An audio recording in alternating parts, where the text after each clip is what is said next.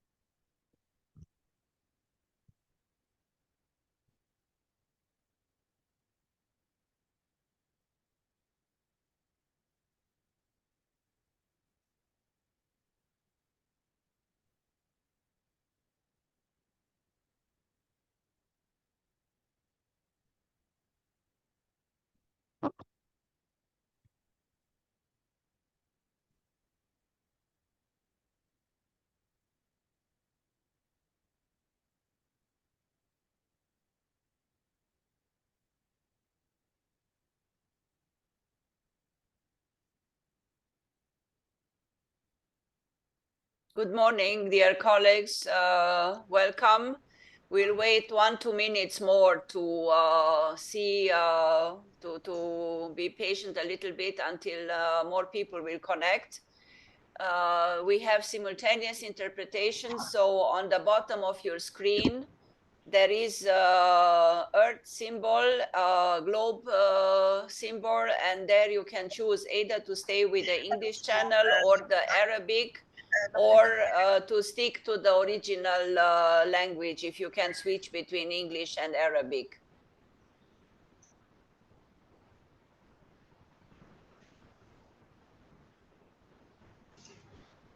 So we'll wait 2-3 minutes more until we launch the webinar. Hopefully this is okay.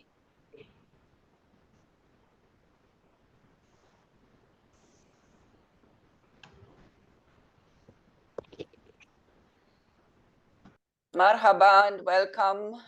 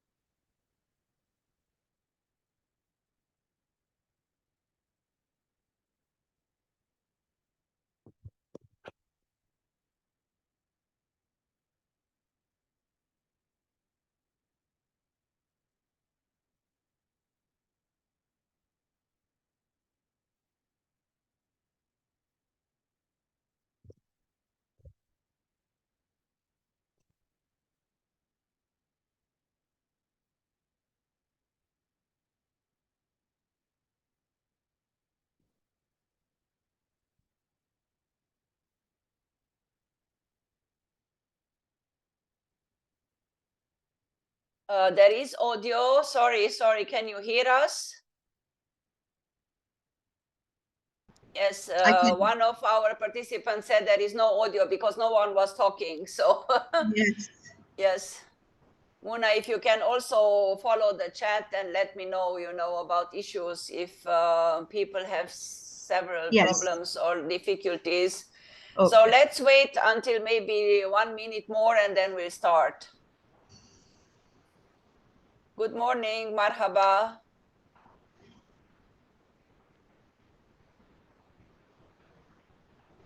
Salam alaikum. Yes, thank you. Le son est bon. Merci beaucoup. C'est très encourageant.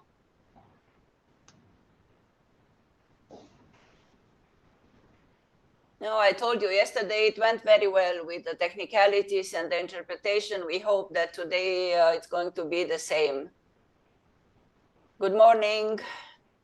Maybe we wait until we have 50 participants and then we'll start, and I'm sure more will join in as we go. Okay.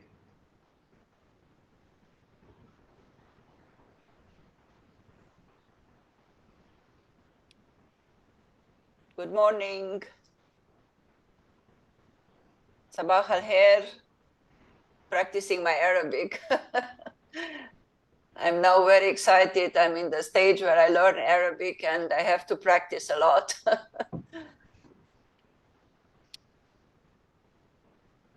Okay, I think we can start. Dear colleagues, marhaba, salam alaikum, sabah al-khair, and good morning, bonjour, all the languages that we have around us from different countries, and welcome to this first webinar that we organized to discuss more about a very important product of our joint project with the Arab Saud Foundation, ATF, that is called Tarbiyah 21. So this project started some time ago and concluded last June when we launched the repository on the 15th of June. And maybe some of you could attend that launching. And we promised that time that we'll conduct webinars to allow the contributors to the repository to share their experiences, to share their cases, examples of promising teaching and learning practices. I'll talk more about the scope of the webinar in 2 minutes or so, but I would like again to welcome you all and to give the floor to our colleague, Mr. Fadi Yarak from our office, Senior Education Advisor for Education in the Arab States, who will address a welcoming word also on behalf of our director, Mrs. Costanza Farina. Fadi, please. Thank you, دكمارة. صباح الخير، صباح الخير أيها الحضور الكريم، أهلا وسهلا بكم اليوم. اسمحوا لي نيابة عن مكتب اليونسكو المتعدد القطاعات في بيروت للدول العربية أن أعرب لكم عن سعادتنا بمشاركتكم جميعا اليوم في هذه الفعالية الافتراضية المهمة للدول العربية ولمجتمع التربية حول التعليم، خاصة جودة التعليم والتعلم. تأتي هذه الفعالية في سياق مبادرة أطلقها مكتب اليونسكو في بيروت وحول مناقشات تحول التعليم، وباللغة الإنجليزية نسميها TESS Talks. لماذا TESS؟ لأنها أتت بعد قمة تحويل التعليم، حيث قمة تحويل التعليم التي انعقدت في أيلول سبتمبر 2022 واختتمت ببيان رؤية الأمين العام للأمم المتحدة بشأن تحويل التعليم، الذي دعا الدول الأعضاء والجمهور العالمي إلى توحيد الجهود لتحويل التعليم والارتقاء به إلى رأس جداول الأعمال السياسية على الصعيد العالمي والوطني والإقليمي والمحلي. وحشدت قمة تحويل التعليم الطموح والتضامن والحلول والإجراءات لاسترداد خسائر التعلم المرتبطة بالجائحة وإحياء التقدم نحو الهدف الرابع من أهداف التنمية المستدامة من خلال إعادة التفكير بشكل أساسي في الغرض من التعليم ومحتواه وطرق تقديمه. في قمة تحويل التعليم اجتمع 163 دولة عضو وأجروا مشاورات وطنية جمعت قادة الحكومات والمعلمين والمتعلمين والمجتمع المدني والأوساط الأكاديمية وأصحاب المصلحة والشركاء الآخرين. وقد قدم 133 دولة عضو ببيانات التزام وطنية، وقدم 65 رئيس دولة وحكومة بياناتهم خلال القمة. في العالم العربي من 19 دولة قدم 17 دولة التزام وخطة لتحويل التعليم في المستقبل وبحلول عام 2030. وتم اتخاذ أو الالتزام باتخاذ إجراءات لتحويل الأنظمة التعليمية في هذه الدول وزيادة تمويل التعليم لتحقيق هذا التحول. إننا اليوم سوف نتطرق مع الزملاء إلى ممارسات جيدة حول جودة وتقدم جودة التعليم والتعلم. وبيننا اليوم مسؤولون وخبراء مهتمين بموضوع الجودة وعملهم الكامل نحو الجودة. منهم مركز الفئة الثانية للجودة والتميز في التعليم الذي نفتخر بالشراكة معه أيضا، وجمعيات ومؤسسات داعمة عملنا سويا نحو التعلم وجودة التعليم والتعلم، وخاصة في العالم العربي مثل مؤسسة الفكر وغيرها. شهدت القمة إطلاق 5 مبادرات عالمية لأصحاب المصلحة، ويمكن أن ألخصها بالتالي. أول مبادرة عالمية هي شراكة التعليم الأخضر، التي تهدف إلى إعداد كل المتعلمين لاكتساب المعرفة والمهارات والقيم والمواقف الضرورية لمعالجة تغير المناخ وتعزيز التنمية المستدامة وتنمية المهارات في الانتقال إلى الاقتصاد الأخضر. المبادرة العالمية الثانية هي بوابة التعلم الرقمي العام، والتي تهدف إلى إنشاء ودعم منصة عالمية لضمان تمكن كل متعلم ومعلم وعائلة من الوصول بسهولة إلى محتوى تعليمي رقمي عالي الجودة ومتوافق مع المناهج التعليمية وإيجاده واستخدامه. المبادرة الثالثة والتي تهدف إلى خلق شراكة من أجل إجراءات التحول وخاصة للتعليم في حالات الأزمات. هذه المبادرة تدعو لاتخاذ إجراءات الترابط الثلاثي وتنفيذها في المجالات الإنسانية والإنمائية وبناء السلام من أجل تأمين تمويل أكبر وأفضل استخداما وتخطيط منسق للاجئين والنازحين داخليا وغيرهم من المتعلمين المتضررين من الأزمات. أيضا هناك تحالف التعلم الأساسي.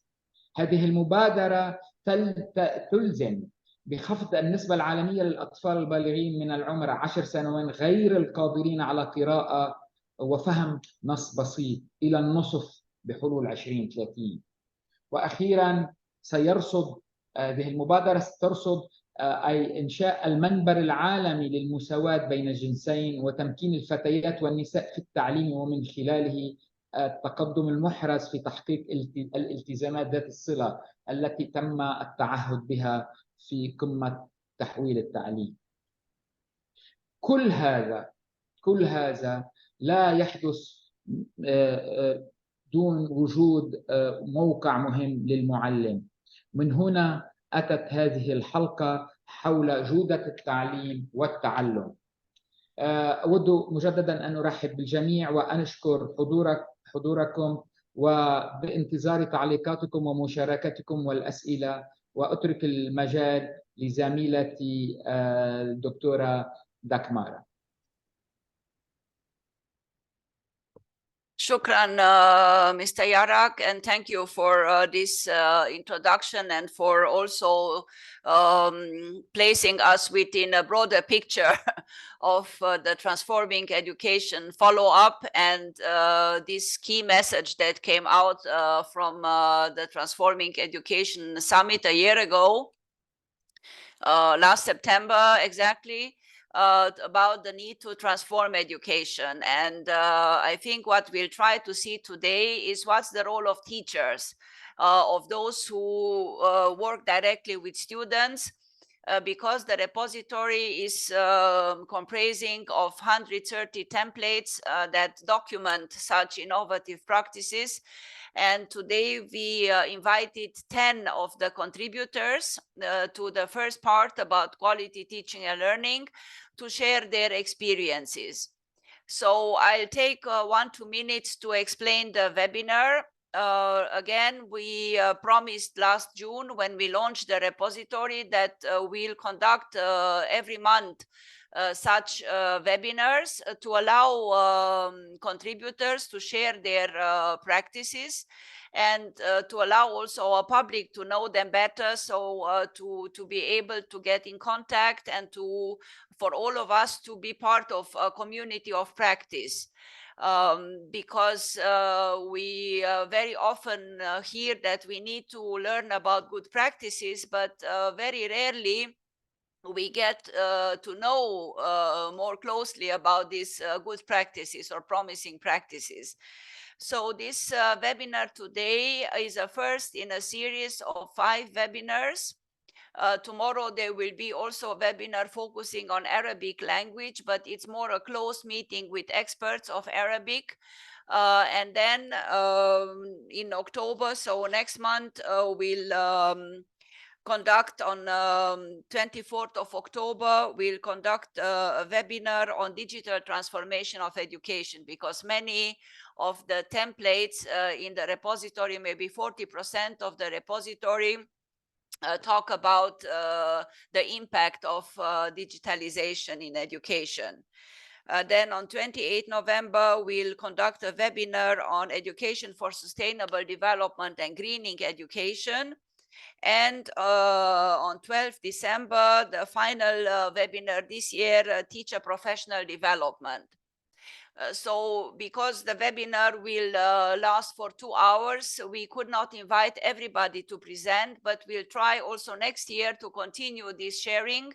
And the repository will be also published at the beginning of next year. So for those colleagues who could not yet talk, please be patient, because we'll try to make space for everybody to present their templates, their practices they contribute with for the repository.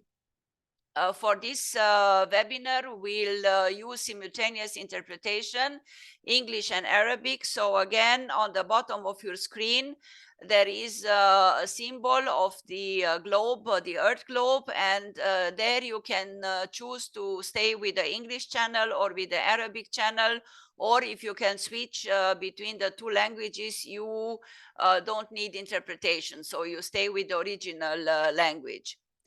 I hope this is clear. And for the questions and comments and answers, please use the chat function and the question and answers function. You can write in both English and Arabic, and our colleague, Dr. Muna Naphani, who I introduce quite in a minute, she will actually help us follow the questions and comments that participants may have. And while we'll invite soon the presenters to start presenting their templates, we clustered the presentations in 3 batches. I will also attach the agenda for today. And basically, after 3 or 4 presentations, we'll address questions that you addressed so that we can also initiate a dialogue with the participants. So for the recording, your presence means that you accept that the webinar be recorded, and we'll share the recording by early next week on our website. So we will send also out information to everybody who participated, and you will also receive certificates of participation. This recording of the webinar will be also shared along with the presentations, and I will kindly ask our colleagues to let me know if they agree that we share publicly the presentations. And we'll also place, when we put on the website, we'll also place the full text of the repository in English and Arabic, which we launched last June, because we have still to do some little layout work. But next week, early next week, we'll share the document for everybody in both languages.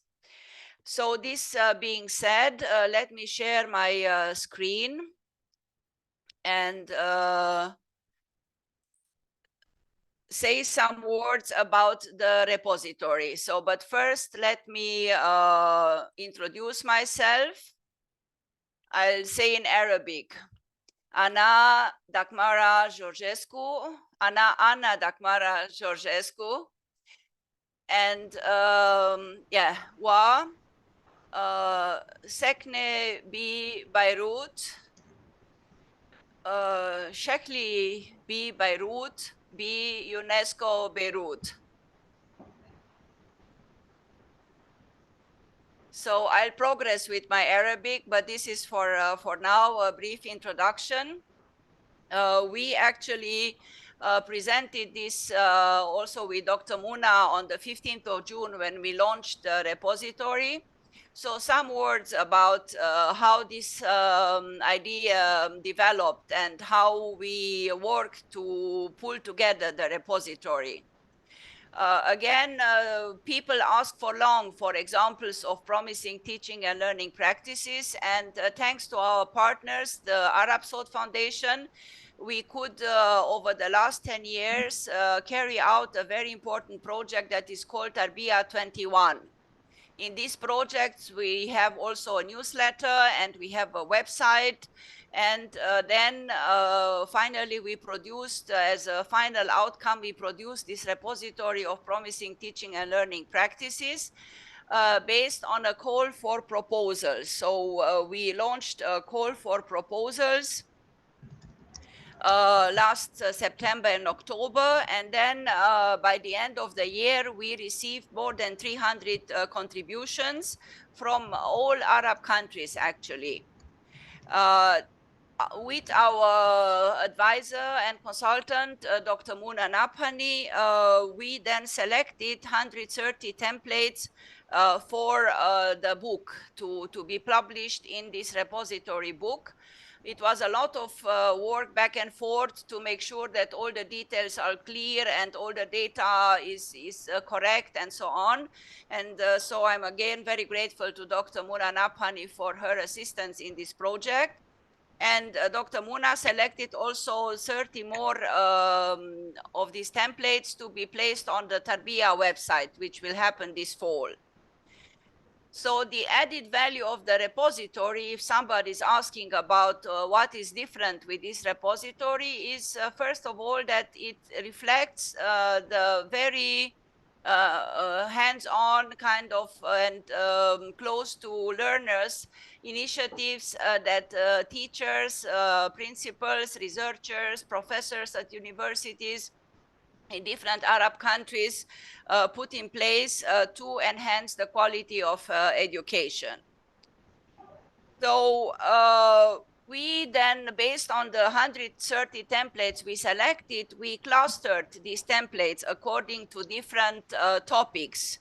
So to put them under some broader umbrella. And today we'll actually discuss the first of these batches, quality teaching and learning. So different aspects that are related to quality of teaching and learning. Then second, a very big chunk is about digital transformation of education, how teachers and students and schools and communities deal with ICTs, with both opportunities and challenges. And then another batch, very important one, is about teacher professional development, how teachers themselves try to develop professionally, how they work together to establish networks or communities of practice, what type of especially school-based teacher professional development happens in different places. And then certain templates, they look more into the role of partnerships and collaboration, although you will see this is a cross-cutting issue. So almost everybody is talking about partnerships and collaboration. And finally, we have a batch about education research, how teachers can become researchers, how they can inquire about their own practices and try to improve their practices based on what they observe in their schools, in their communities. So these are the 5 main pillars of the repository. And for instance, for quality teaching and learning, we have many more titles. For instance, it's about learner-centeredness, it's about teacher roles in curriculum, it's about learning assessment, it's about social emotional learning. So today, again, we'll try to delve more into this first batch, which is quality teaching and learning. Now, what we identified as trends, what came out as more common approaches or common concerns, common challenges through this repository is that the practices are, of course, underpinned by theories and by forward-looking assumptions about learning and learners, because these practices are not constructed in the blind. They are based on some reflection, on some ideas, on some assumptions. And today our colleagues will explain more about their own assumptions and their theoretical background, their underpinning of their practices. It's then about new teacher roles, because teachers are not there only to deliver content of learning, although this is of course very important, but teachers are there to structure learning, to help learners, to assist them, to identify their weaknesses and their strengths. Teachers are there to give advice and to be innovative. You will be amazed by how innovative teachers can be, sometimes with very little resources. Teachers, all of them, they also took upon them the challenge to deal with the COVID circumstances, the need to switch to online learning, to remote learning, to blended learning.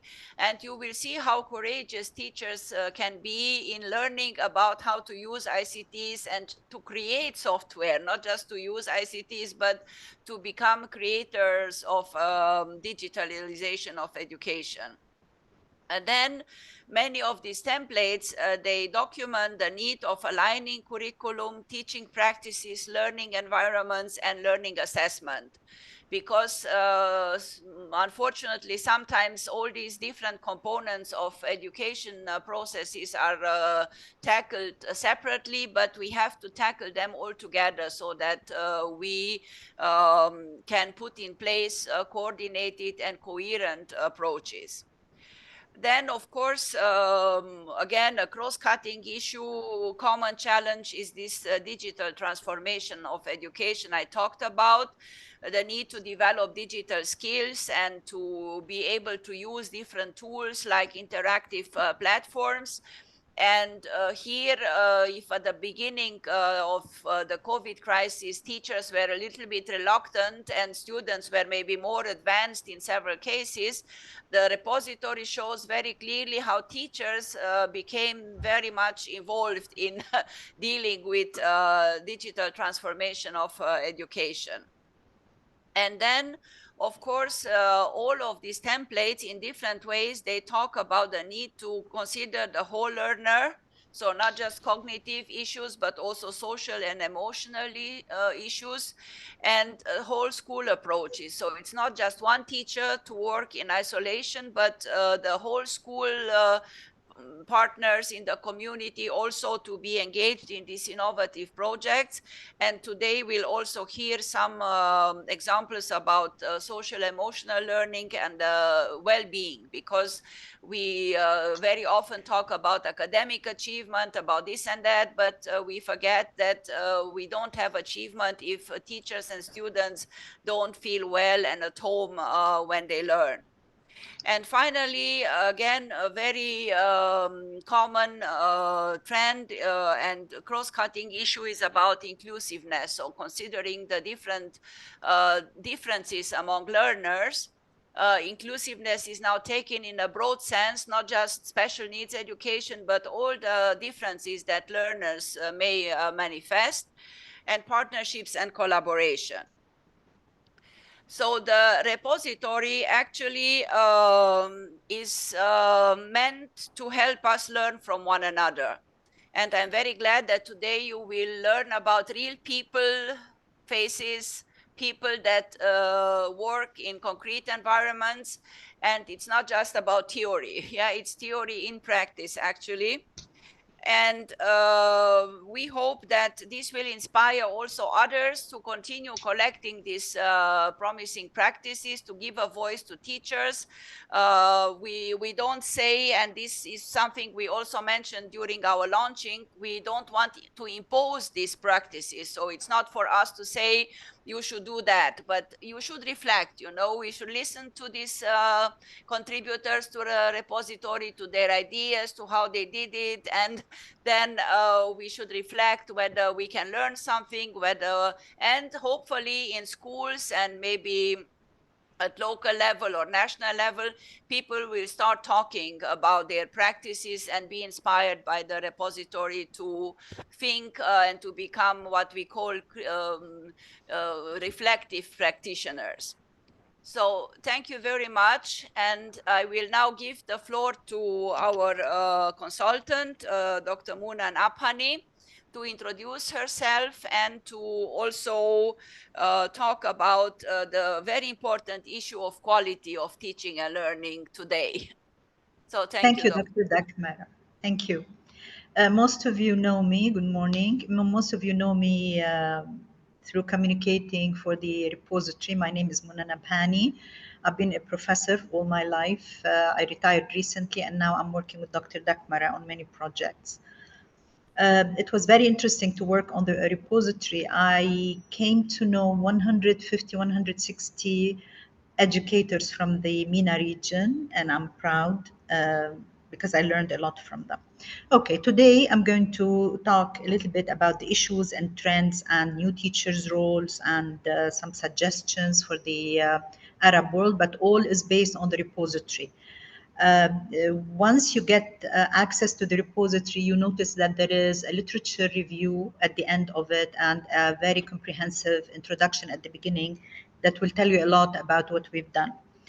Some of the issues that I extracted from the repository was that where during and post-COVID and during the lockdown, learning loss happened and curricula became irrelevant. In some countries, there were efforts really to restructure, for example, the science curriculum, focusing only on teaching the main concepts rather than going into details. The pressure for shifting online was tremendous for both parents, students, and teachers. Due to technology and internet issues in many countries, many households. Teachers were overwhelmed. Some of them reached burnout. I'm talking now about professional relations with teachers in Lebanon. Students were living and learners were living in a virtual world, which affected their mental health, their wellness. Unfortunately, we tried to find research about what happened in these issues for children. We did not find anything, or very rare, in the MENA region. There was anxiety, anger, demotivation among students. They stopped caring about hard work. Time management was bad. So the trends that we picked in the repository that address these issues, the first one was enhancing learners and teachers' well-being by doing the following. And once you get access to the repository, you'll find example practices about this. First of all, we need to create positive learning environment to empower the learner, teach them time management. Using formative assessment was emphasized because then you can work with individual students on their capacity, where they are. Addressing gender-related misconceptions came to the forefront, like, for example, many students were not encouraged, female students were not encouraged to learn math. There were efforts really to encourage them. We found excellent examples of inclusive education, and today we're going to have Ms. Ranjana talk about new diverse learners. Another trend was practices that had positive impact on life skills, academic outcomes, learning environment, and collaborative work. So teaching and learning was no more just for academic work. The emphasis was more on relevant skills during lockdown and post-COVID.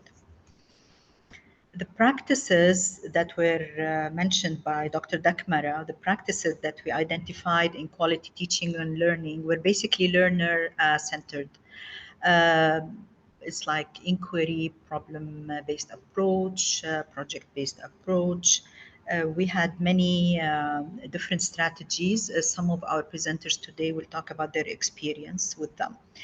Also, the highlight was on social emotional learning to improve the wellness of students in preparation for learning. Offering psychosocial support also was very important for learners, starting with early childhood education. Up till recently, most of us educators thought that this was the domain of non-formal education, but now we found in the repository that it was also offered in academic contexts, in formal schooling. The practices also address learning loss in different ways. You'll be surprised how creative the teachers are. There were new teachers' role from the repository.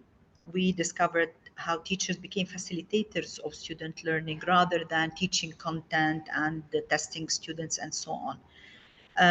They focused on teaching students self-learning, research skills.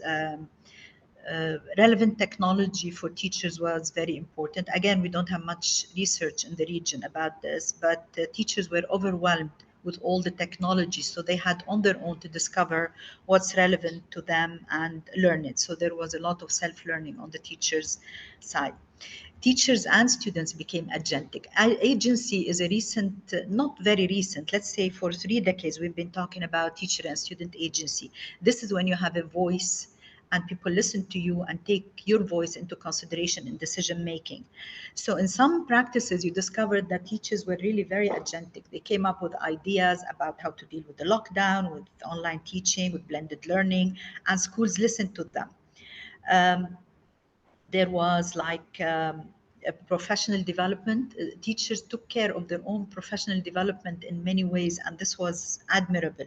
They taught themselves how to use the learning management systems, how to use different technologies, new applications on phones. I was surprised to see how teachers discovered all that just to be able to communicate with their students. They used their smartphones because some students did not have access to laptops and so on.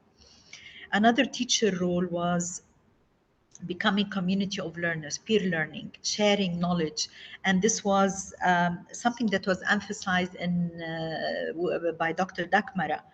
The repository really reflects admirable practices of how peers learn from each other in a school, and they become community of learners. They talk about their problems, they exchange ideas. So the repository went beyond that.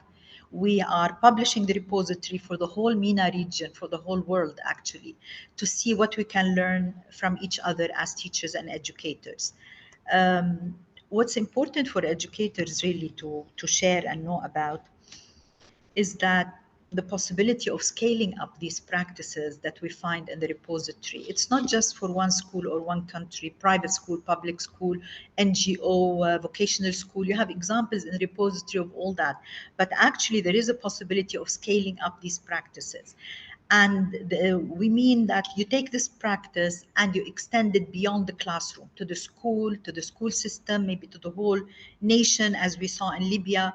And but we always alert the educators that when we want to scale up something, you have to ensure that the school has the capacity and the teachers have the capacity for scaling up. And we have to ensure that this practice is actually relevant to our culture, the school culture, and so on, and the readiness also financially, technologically, and so on. What's also important is that these practices demonstrate the immense teachers' capacity to apply innovative and customized solutions. The creativity that we saw as individual efforts was very interesting. And also teachers initiated collaborating with families and stakeholders for the benefit of the students. So they were actually sending guidelines, discussing matters with them, and so on. So we hope that some of you are published researchers, as I see. I hope that some of you will think of writing more research about this, and we can help you with this because we have now some literature, we have data, and so on. Thank you very much for listening. Thank you very much, Dr. Muna. for this brief introduction to the issue of quality. Of course, we could talk 3 weeks about quality and share different perspectives, because there is no one, let's say, definition of quality. There may be different perspectives. But what I think is more important is that each of us, we develop our own understanding of quality, and we try, of course, to share it with others, to develop shared concepts, share understandings. But I think our colleagues now, who will be given the floor in a minute, will help us understand more about how they see the issue of quality. So we'll start now the first batch of presentations. So templates focusing in the repository mainly on issues related to quality of teaching and learning and to the teacher roles in curriculum. And we'll give the floor first to Mrs. Hiba Hamoud, a dear friend of mine. I met her in different occasions. And lastly, we had joint adventure in Abu Dhabi not a long time ago. So basically, Ms. Hiba, she works with Ana Akra Association. She's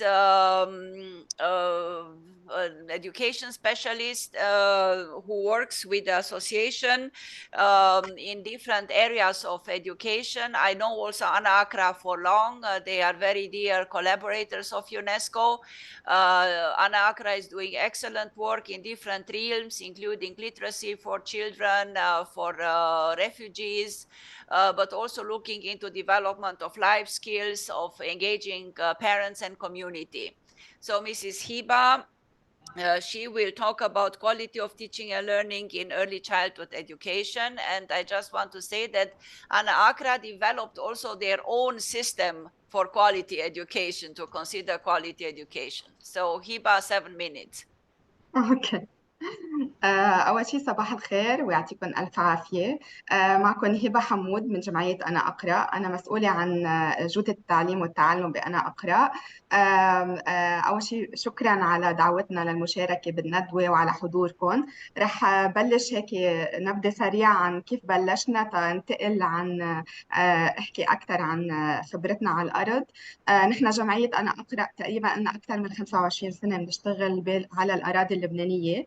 بلشنا نركز على تحفيز المتعلمين على المطالعة بالمدارس وخصوصا المدارس الرسمية، وكنا عم نشتغل بشكل مباشر ودائم مع وزارة التربية، وأكيد كنا عم ندعم المدارس بمكتبات فيها قصص للمطالعة والقراءة. ولكن تقريبا من 12 سنة بلشنا نلاحظ أنه صار في وفرة وكثرة كتب بقلب الصفوف والمدارس، ولكن الأولاد ما عم بيقروا. أكيد هلأ صار كلنا بنعرف إنه في مشاكل باكتساب اللغة وبالقراءة عند المتعلمين، بس وقتها كنا شوي حاولنا نفهم وندرس أرض الواقع شو في مشاكل. قدرنا نعرف أكيد إنه في تعثر كتير كبير عند المتعلمين بالقراءة، وهيدا الشيء عم ينعكس على كل المواد الأخرى. اللي عم يعرف يقرأ بأي مادة وخصوصا بمادة اللغة العربية عم يتعثر بالمواد الأخرى. فكان لازم نحن بهيدا الوقت نركز ونلاقي حل لنساعد بحل هذه المشكلة. أكيد نحن كفريق عمل أنا أقرأ اشتغلنا كتير، عملنا أبحاثنا، درسنا أرض الواقع، درسنا شو في ممارسات فضلة بالعالم لتطوير التعلم والتعليم أكيد بقلب المدارس ولا مساعدة الأطفال عنا. أكيد رحنا كمان على كولومبيا يونيفرسيتي، جامعة كولومبيا بنيويورك. كمان بعد الممارسات الفضلة اللي تبنيناها هي انطلقنا منها كمان هي برنامج المتوازن لتعليم القراءة والكتابة. جمعنا كل هالممارسات الفضلة، هالأبحاث اللي عملناها وجينا فيها أكيد على لبنان تنقدر نطبقها. كيفناها، طورناها، كيفناها بشكل يتلائم مع البيئة الموجودة ومع قدرات واحتياجات المتعلمين. لا قدرنا مع مر الوقت نطلع بنموذج اسمه Quality Teaching and Learning Model. اللي هو اسمه كمان نموذج QTL من سد الثغرات نحو إعادة البناء. خلال هالسنوات الماضية كنا عم نطبق هذا النموذج على الأرض وكانت نتائجه كتير إيجابية. عام 2000 أكيد كنا خلال الوقت عم نطور فيه من خلال خبراتنا على الأرض، عم نتعلم، غير إنه عم نفيد الآخرين كنا عم نتعلم كمان شو اللي بيمشي ما بيمشي إلى ما هنالك. عام 2018 قدرنا إذا فينا نقول نوثق هيدا النموذج ونطوره. كان عملنا مباشر وبدعم من وزارة التربية ممثلة من بقسم الإرشاد والتوجيه، مركز البحوث والإنماء، الجامعة اللبنانية كمان تعاونت معنا، وكمان بدعم من كاريتاس سويسرا قدرنا نوثق هذا النموذج ليطلع عنا الQTL موديل اللي مؤلف من 8 عناصر أساسية. فنحن بهذا النموذج عم نركز بتدريب وتطبيق هالعناصر اللي هي أولا تأمين بيئة صفية آمنة ودامجة وممكنة. تطبيق كمان عم نركز على تطبيق نموذج ورشة العمل. أكيد الوركشوب موديل ويطول الحديث عن الوركشوب موديل، بس الأساس إنه نحن عم نساعد المعلمة كيف تقسم صفة أو حصتها، أو الأستاذ يقسم حصته بشكل يسمح له يطبق التعليم المتمايز، يعمل أكثر تطبيق مستقل، يعطي وقت أكثر للمتعلمين للتطبيق المستقل، يلاقي وقت أكثر ليدعم المتعلمين المتعثرين بقلب الصف. وأكيد له كتير فوائد هيدا التقسيم. ثالث عنصر أساسي من هذا النموذج هو التعلم المتمحور حول المتعلم، تطوير الكفايات، تطوير القدرات، أكيد قدرات المعلمين من خلال التدريب والمتابعة، دعم النفس الاجتماعي، إشراك الأهل هو أساسي بهذا النموذج، تقييم المتعلمين من أجل التعليم. هيدول اللي كانوا الثمان عناصر اللي كنا عم نمشي فيهم وبعدنا عم نمشي فيهم، وأساس هيدا النموذج. بس أكيد خلال التطبيق على الأرض وتطبيق هذا النموذج كنا بحاجة لموارد أساسية، موارد أساسية متسهل وبتساعد المعلمين والأساتذة على تطبيق هالنموذج أو الQTL موديل. قامت جمعية أنا أقرأ بإعداد الموارد التالية. أعدينا أول شيء حقيبة ألعب وأتعلم I play and I learn kit. هذه الحقيبة أكيد تهدف إلى تحسين مهارات اللغة عند المتعلمين. هي حقيبة باللغة العربية بتطال الحلقة الأولى وبعد صفوف الحلقة الثانية. عنا كمان قدرنا نطور حقيبة ألعب وأتعلم في كل زمان ومكان. حقيبة طورناها ب3 لغات: عربي، إنجليزي، فرنسي، بتطال مرحلة الطفولة المبكرة وبعد الصفوف بالحلقة الأولى، وأكيد هدفها تطوير مهارات اللغة، الرياضيات والعلوم. وكمان بمسيرتنا أو خلال تطبيق النموذج، وخصوصا بلشنا بهالعمل خلال الكوفيد، هو تحضير مجموعة فيديوهات لدعم أولياء الأمور في تعليم أولادهم. فحضرنا مجموعة فيديوز، هي مجموعة إرشادات لتساعد الأهل على مساعدة أبنائهم على المستوى الأكاديمي والنفس الاجتماعي. أكيد عنا الهوم سكولينج كيت أو الحقيبة التربوية، تطبيق لعبة حافلة اللي هي أبليكيشن على التليفون، كمان بتساعد على تطوير اللغة عند المتعلمين. كان أكيد خلال السنوات الماضية وما زلنا عم ندرب نموذج QTL، وشمل هالتدريب المعلمين والمعلمات العاملين بالمدارس الرسمية اللبنانية لتطبيق برامج دعم خلال عام الدراسي وبالصيف، برامج طفولة مبكرة، برامج تعليم المهارات اللغوية والحسابية، برامج محمول الأمية وتعليم الكبار، برامج تعلم عن بعد، مدارس خاصة، كمان معلمات دربنا على هالنموذج معلمات بمدارس خاصة في لبنان وجمعيات أكيد لبنانية ودولية، ودربنا كمان يونيسف اليونان ويونيسف موريتانيا أكيد، وتابعنا معلماتهم على الأرض. كمان هيدا نموذج الQTL ساعد كتير بتطوير نماذج أخرى مثل مشروع كتابي واحد لتطوير تعليم اللغة العربية في لبنان. كمان ساعد الQTL بتطوير المادة التدريبية لمعلمين روضات بالشراكة مع المركز التربوي، هيدا قيد التطبيق هلأ. وأكيد ساعد بتطوير المادة التدريبية لبرنامج أكيلس لتعليم اللغات عبر الإنترنت، وتطوير المادة التدريبية لبرنامج محو الأمية الخاص بمؤسسة عامل. خلال هالسنين أكيد كانت كل البيانات عم بتشير إنه في نتائج إيجابية على المستوى الأكاديمي للمتعلمين وعلى للمعلمات.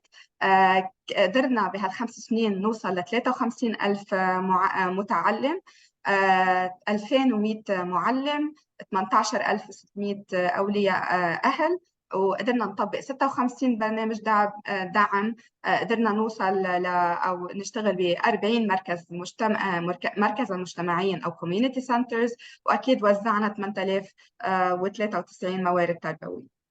شكرا كثير وعفوا على التأخير إذا زخبت زيادة. أكيد نحن حنكون جاهزين نستقبل أو نرد على أي أسئلة بعد ما يعرض الآخرين. شكرا. Thank you so much, Mrs. Hiba Hamoud, and sorry to stop you, but you did quite well with time. You did not exceed a lot, so thanks again. And thanks also for the points you made. I would like maybe to focus on 2 issues from the richness of your presentation. So you mentioned the need to emphasize skills development, especially foundational skills like reading, writing, the basic skills that are so important throughout learning, and to also look into ways of learning from others, from best practices, and then develop your own models, you know, to have a structured approach to what you're doing. So shukran, and again, thanks also for sharing the presentation, and I hope it's going to be a good opportunity for others to connect with you and to learn through these exchanges. Now we will invite Mrs. Karima Sayah from Algeria to talk about school math practice that became a national contest. And I just want to say that many, when they heard about that we developed the repository, said, but we need very concrete practices, you know, like in different subjects. How do you do it? What kind of strategies you use? I think what Mrs. Karima Sayah will present now will help us understand better what teachers can do, how they can become innovative. And I also invite Mrs. Sayah to present herself. The floor is yours, Mrs. Sayah. If you can share, if you can stop sharing the screen, Hiba. Yes, Mrs. Sayah, can you hear us? Yeah. Hello, good morning, everyone. Good morning. Good morning. Yeah, I will just share my... the screen. Yes, the screen. Sorry. Point.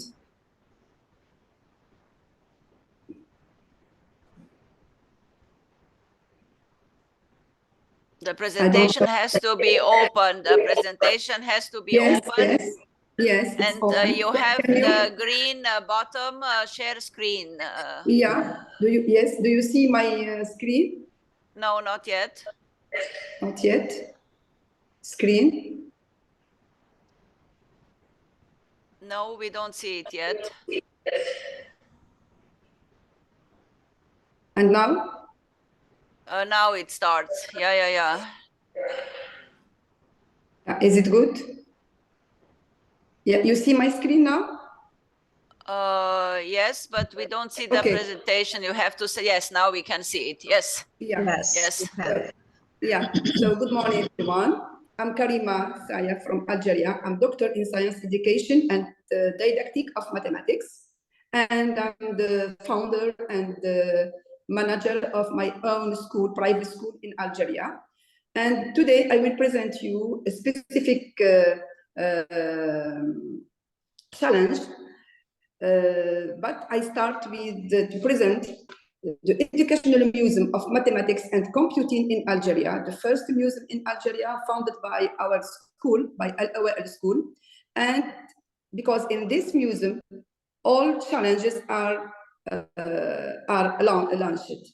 So the idea started from the importance of mathematics in Algerian curriculum, comparing the few years old, because mathematics has a specialty in secondary school was lost, and few years now we want that pupils choose this specialty in secondary school. And we start a club of mathematics and computing in our school at first. This club aims to promoting a love of mathematics, enhancing mathematical skills, encouraging critical thinking, preparation for challenges. So the idea improved out of school, and the new site was created, the Educational Museum of Mathematics and Computing, out of the school. It's an independent site or area. So this museum, we work with schools, university, and everyone. It serves several purposes in education, hands-on learning, promotion of STEM. In education, we aim to work especially on preparation for challenges, national and international challenges. And the principal challenge is computational thinking with the international community, BEBRAS. The second challenge is mathematics and informatics Olympiad, Math Kangaroo. And with university, we want to make a bridge between researchers and school teachers, and main place for especially pupils or students at schools, main place for teaching and practicing AI for schools. So in this museum, we can find permanent exhibition, when we can have AI exhibition as a permanent exhibition, temporary exhibitions, example, mathematics and sports, mathematics and music. We have several rooms, mathematics sleep, numeration through civilization, mathematics and art, mathematics in nature, history of internet, and history of computers. Our program for schools, group visits and workshops, developing resources for teachers, training for teachers, and we have until now up than 100 materials. We have developed 2 suite cases for primary and middle school in mathematics. We have to develop computer science and plague BEBRAS tasks, annual BEBRAS work. We participate at annual BEBRAS workshops. So we can see here, I can speak about this challenge. And here we can see the community of BEBRAS. It contains around 64 countries around the world. We have Algeria here. We participate each year to an annual meeting. This meeting is especially, we work in this meeting to develop the content of the next challenge. We work on that at first, the first part online, and in general in May, we work it phase 2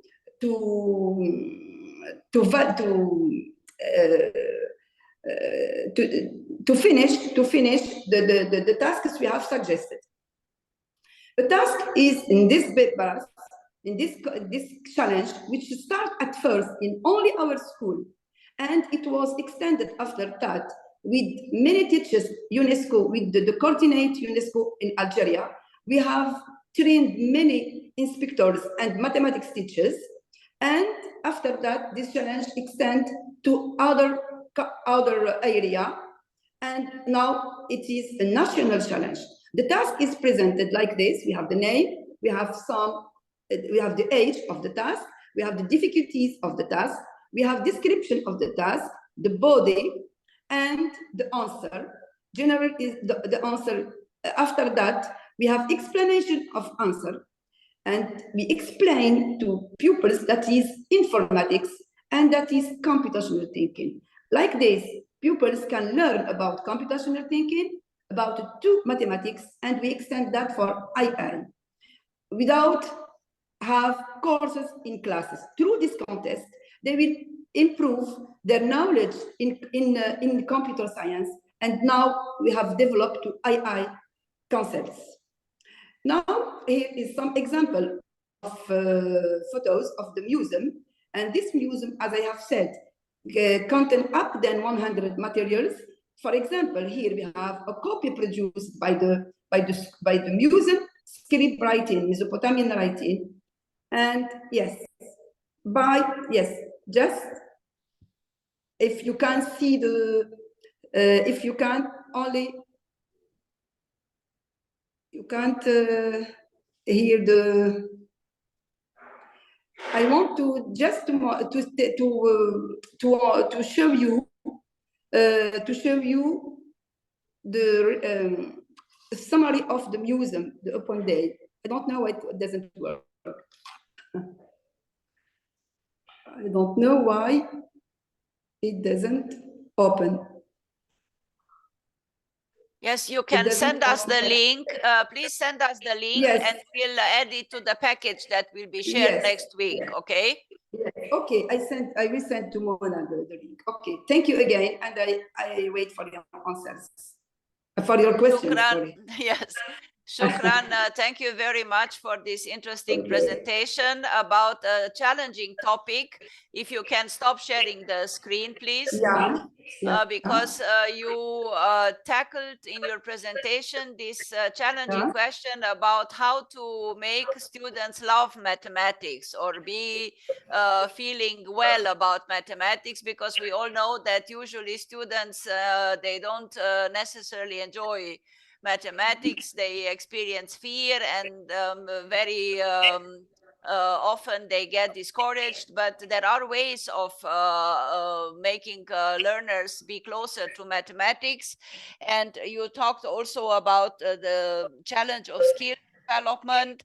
And what was also interesting is about how to link mathematics to other areas, including arts and social studies.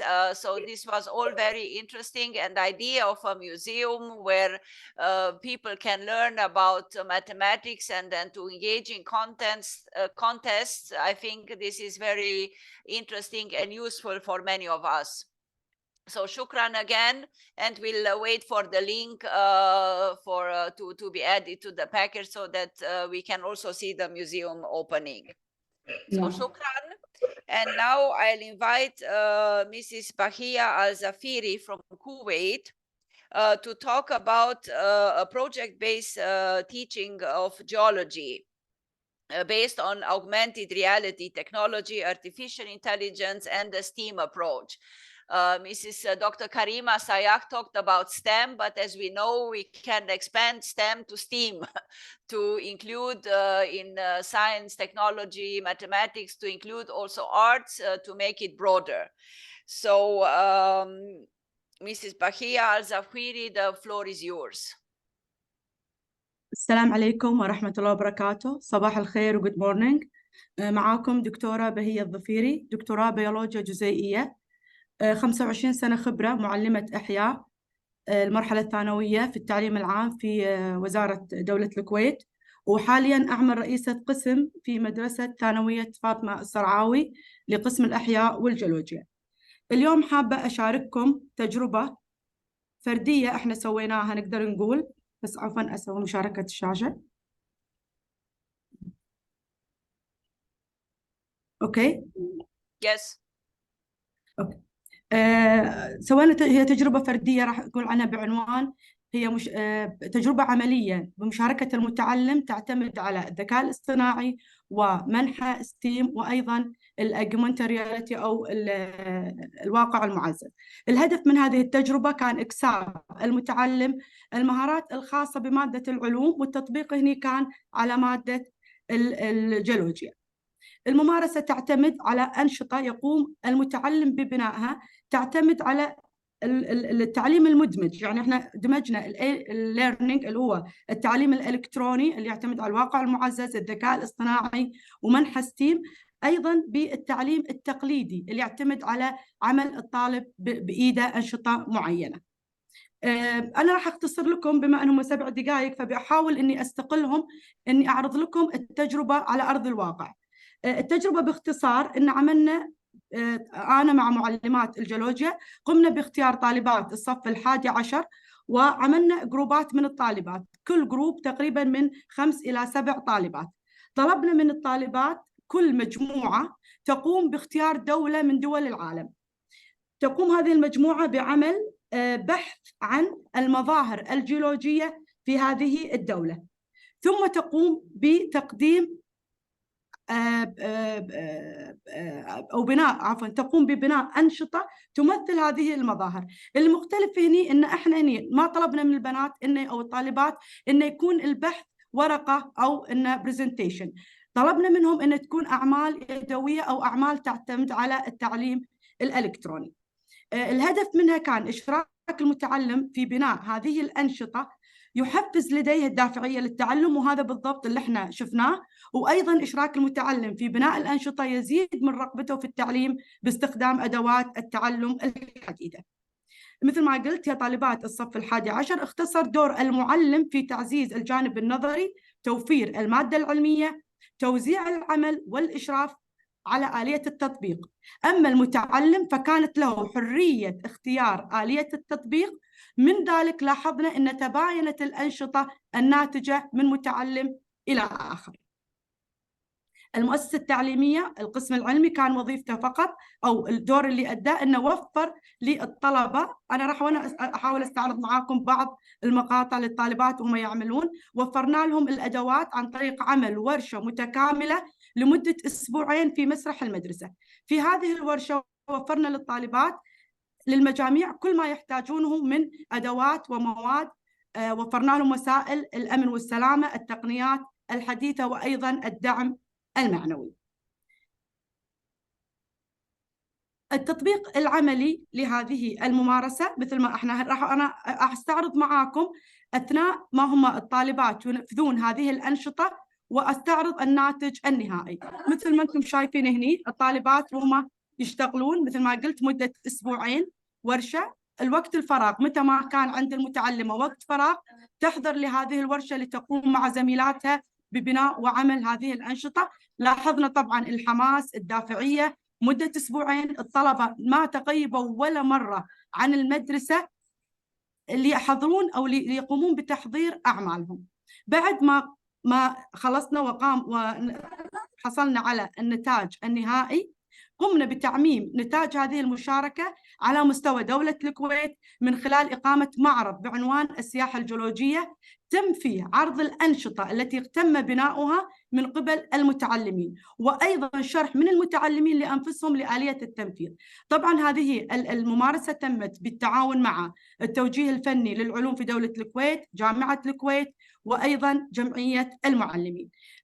المعرض كان تحت رعاية السادة منى الأنصار الموجه الأول. حاولنا نشرك هنا قياديين وزارة التربية في أنهم يشوفون مشاركتنا هذه، وأيضا دعينا بعض القنوات مثل قناة العدالة وقناة تلفزيون دولة الكويت ليكونون معنا في استعراض هذه الأنشطة اللي قاموا الطلبة ببنائها. أنا راح أستعرض معاكم مقطع فيديو يوضح الناتج النهائي لهذه المشاركة. مثل ما أنتم شايفين هؤلاء طالباتنا، وهذه الأنشطة التعليمية اللي هم بنوها. كل 6 طالبات اختاروا دولة، درسوا مظاهرها الجيولوجية، مثلوا هذه المظاهر تقنيا إلكترونيا أو يدويا. هذا الناتج النهائي اللي تم عرضه للطالبات، والطالبات نفسهم قاموا بشرح الممارسة لدكاترة الجامعة وللموجهين الفنيين اللي حضروا وللضيوف.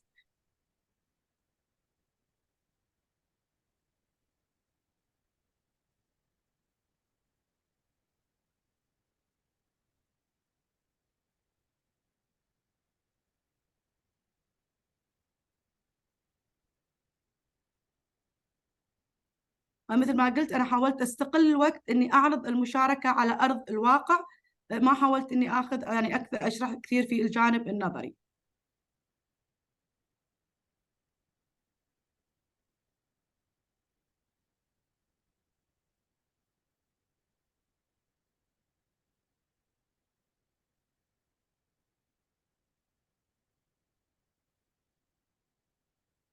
طبعا اللي تشوفونه هذا كله بناء أنشطة من الطالبات، يعني كل شغل اللي موجود هذا كله شغل الطالبات المتواجدين في المعرض.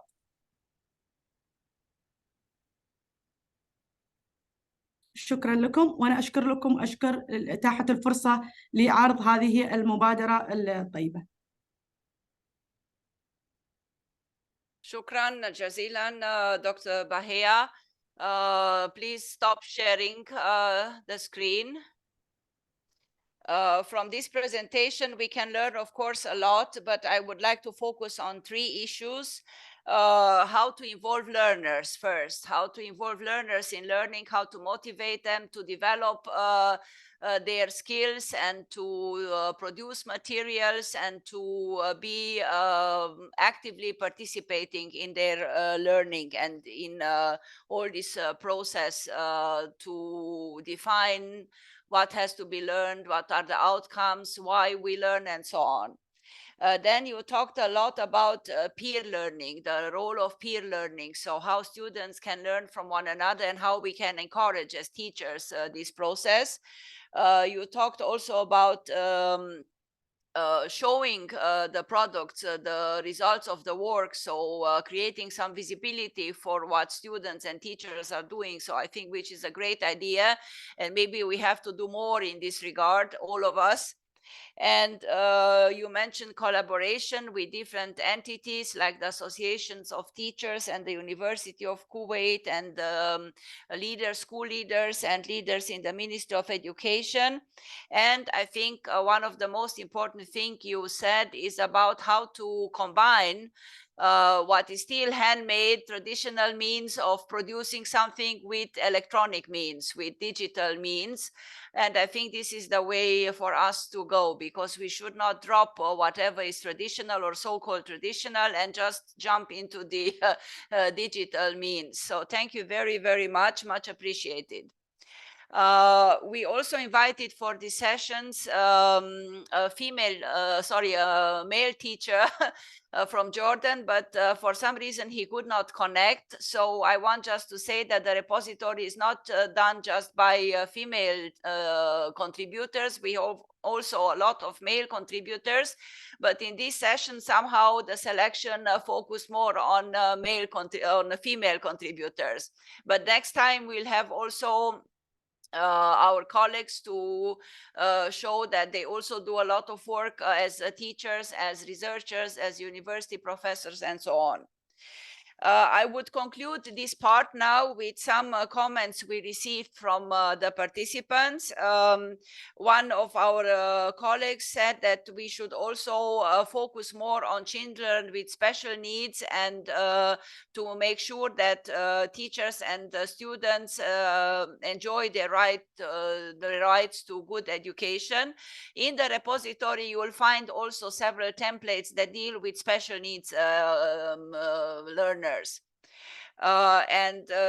We may later on, when we have maybe the session on teacher professional development in November, we'll go back to this issue. Then one suggestion from one of our colleagues is to also look into good practices and share the good practices that are related to home-based educational practice.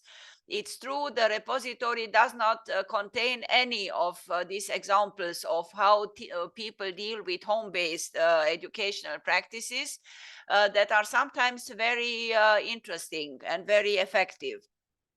And then another question about whether the repository can be shared by all schools and with all schools. And we said, yes, the repository will be published with this report and the package coming from this webinar early next week. So on our website, and we'll share the link. So we'll share but I'm also publishing now again the address of our website so that you can look into our website, but we'll announce when it's going to be published through Tarbiyah, our network, our newsletter that is used to share information. So this being said, thank you very much to all contributors to this first batch, and I give the floor to Dr. Muna Naphadi to introduce our second batch now. Thank you, Dr. Dakmara. The next group is comprised of Ms. Dina Bajour, who's addressing tools and strategies for student-centered teaching and learning during and post-COVID. Sho'na Klawi, Dr. Sho'na Klawi, creating flexible learning environments that involve learners, parents, and other stakeholders. And Ms. Ranjana Ramanathan from Qatar about improving learning for neurodivergent learners through effective teaching practices in inclusive classrooms. They will introduce themselves, and we'll start with Ms. Bajour. Can you please share the screen, Dina? Yes, hello everyone. Hello, Dina, go ahead. Sure. Okay, good afternoon. My name is Dina Bajour, and I've been teaching for 19 years. I used to be at the International College in Beirut, and recently I moved to Dubai, where I'm the Director of Learning in Math and the homeroom teacher at GEMS World Academy. I'm going to okay, let me check. Wait. I'm trying to share, but I cannot move. Dr. Dakmara, can you share the screen?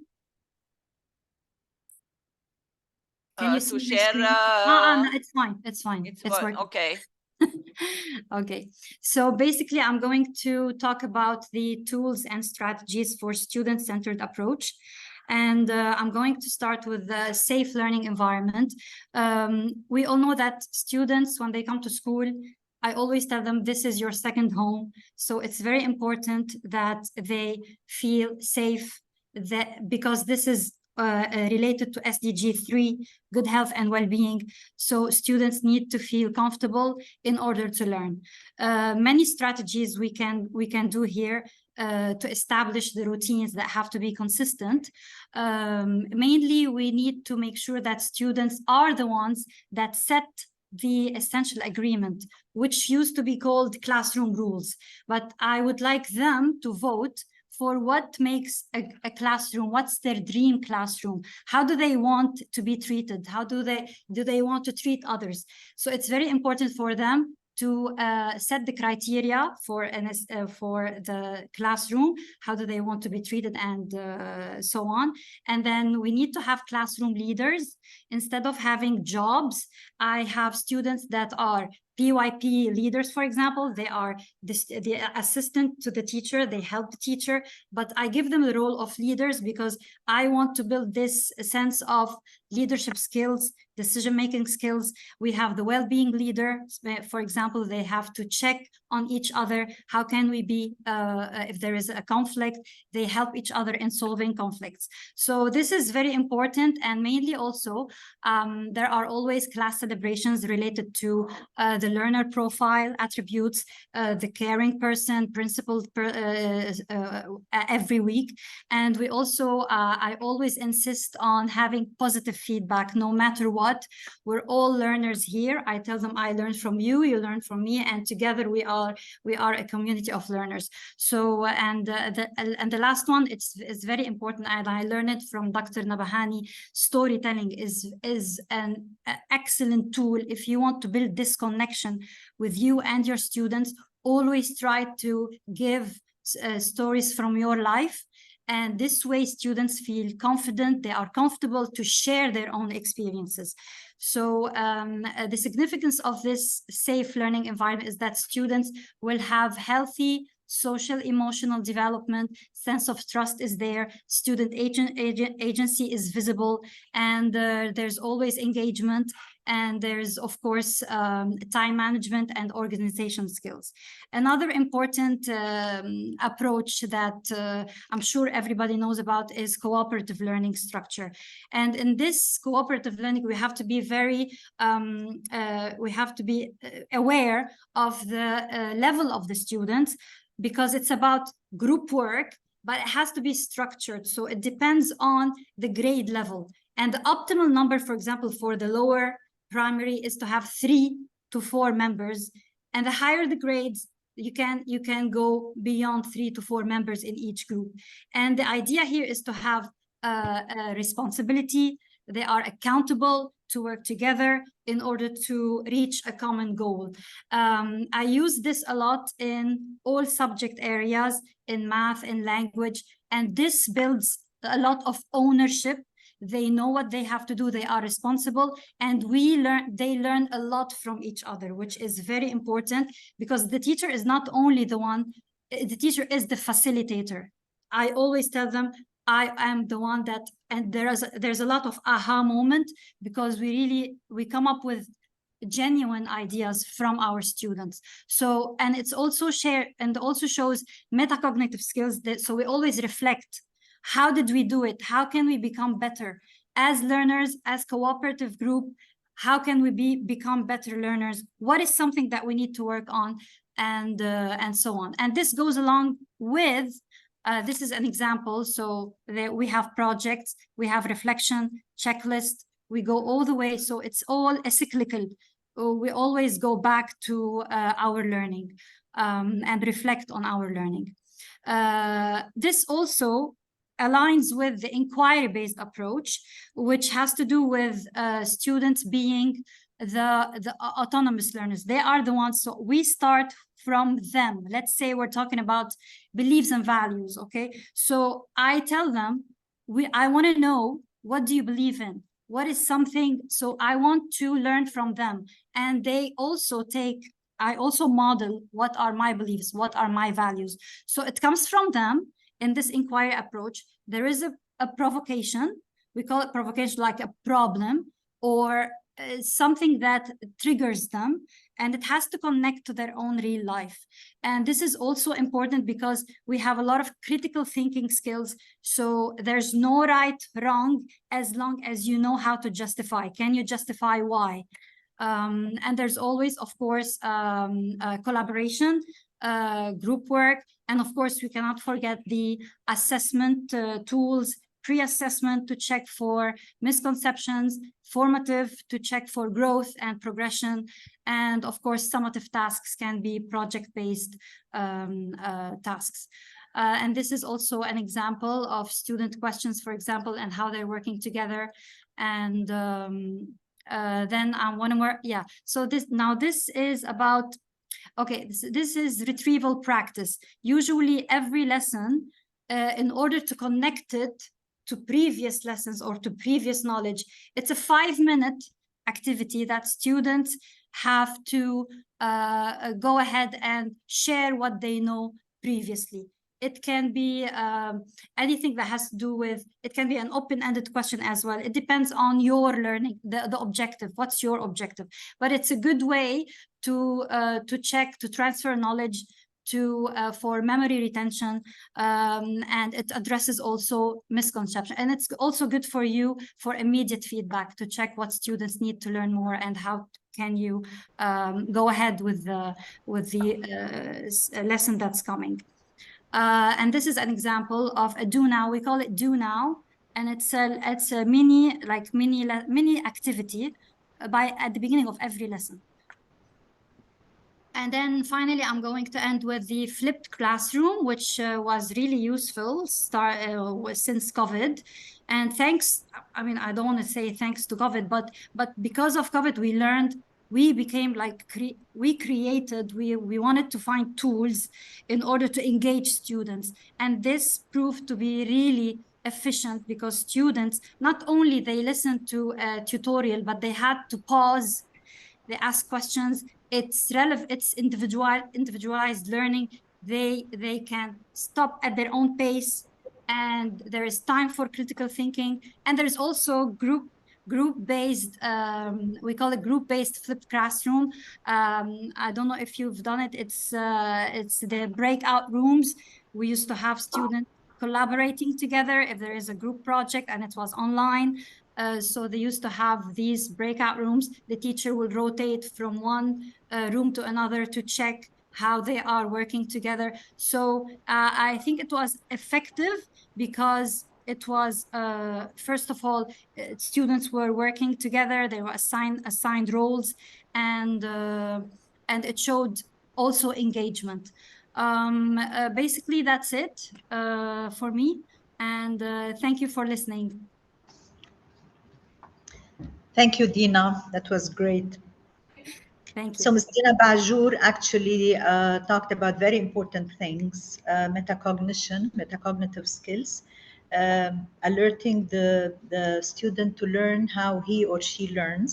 This is very important, and we teach it now, you know, at the university level also. Individualized learning through technology, flipped classrooms, what have you. Time management, which we really need a lot, specifically post-COVID, because we discovered that there were many issues in time management during COVID.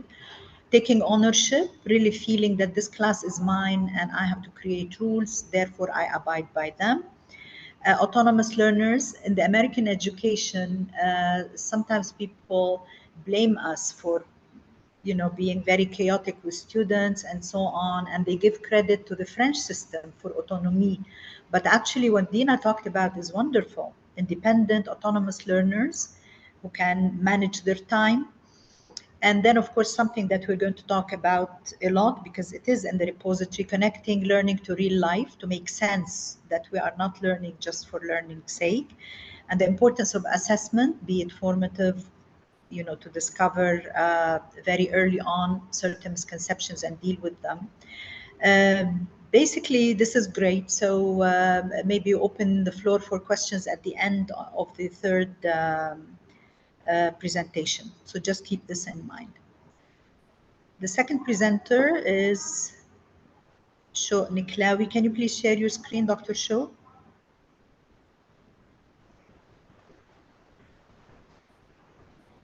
Can you hear me? Dina, you stopped sharing, right, Dina? صباح الخير. صباح Yes, yes, النور. I stopped, yes. Okay. عندك PowerPoint to share, Dr. Sho? Dr. Sho. أرسلته للدكتورة منى. Okay, Dr. Dakmara, I think it was sent to you by email a few minutes ago. But will she manage the screen? Can she? Or does she want me to do it?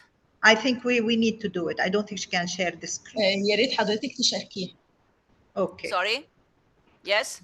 She wants you to share the PowerPoint, Okay, please. so And let we me then go to... Okay, meanwhile, I'll tell you about Dr. Sho Niklawi. She has a PhD in teacher education, and she teaches child literature at the Department of Basic Sciences at the Faculty of Early Childhood Education in Matruh University.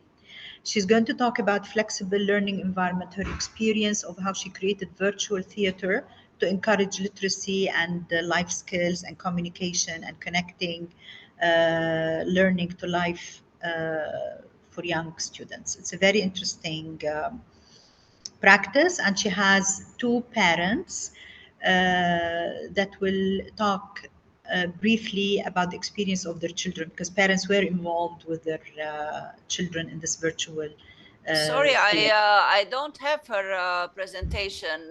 Did she send it by email or how? By email, yes, Dr. Dakmara. To my address? نعم. Yes. I'll check again. Let me check again. So maybe Dr. Sho, meanwhile, can you introduce yourself, talk a little bit about what you're going to talk about as we wait for the PowerPoint.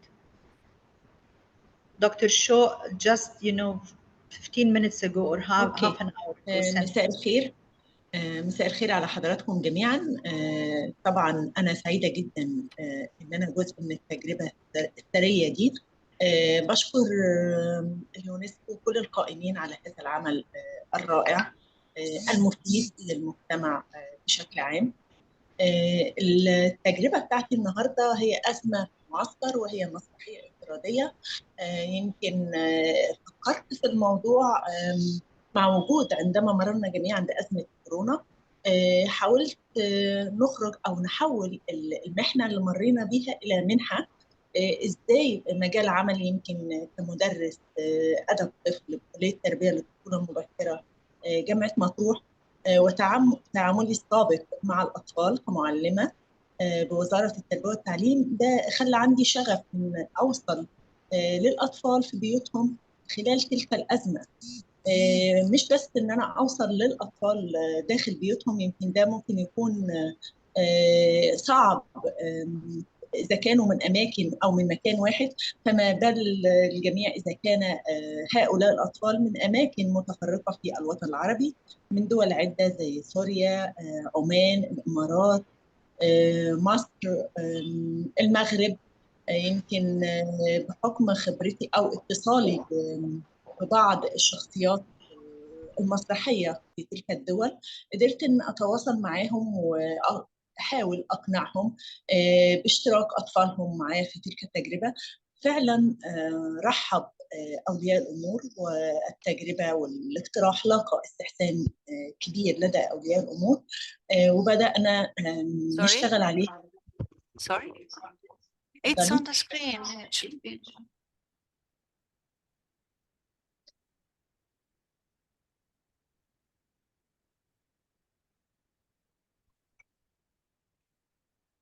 مع حضرتك. No, sorry. Continue. Just let me know when you want me to change the slide.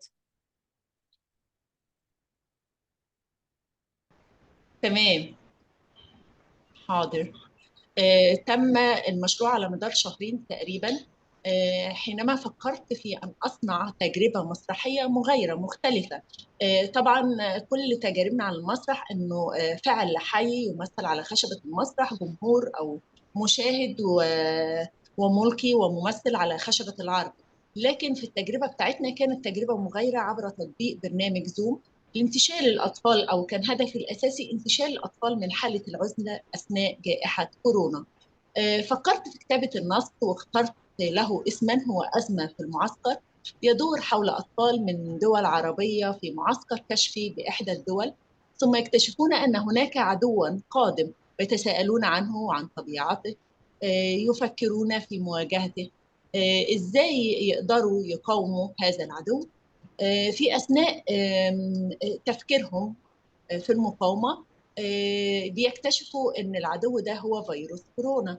ثم تدور الأحداث في إطار درامي مشوق من خلال حوار عن مفهوم كورونا، أعراضها، سبل مقاومتها، طرق الوقاية منه. ممكن نغير الشاشة؟ تم تنفيذ التجربة من خلال أنشطة خارج المناهج الدراسية كي نستطيع ربط الأطفال بقضايا عصرهم ومجتمعهم من خلال مواجهة عملية صعوبة التعلم وفقدانه، والتأكيد على أن التباعد الاجتماعي الذي فرضته جائحة كورونا كوفيد-19 لا يعني تباعداً تواصلياً، بل إن احنا نقدر نتواصل من خلال مواقع التواصل الاجتماعي والإنترنت، وذلك عن طريق التواصل مع بعض الشخصيات من دول عربية مختلفة كما ذكرت سابقا، سوريا، المغرب، السعودية، عمان، الإمارات، جمهورية مصر العربية، لمشاركة أطفالهم.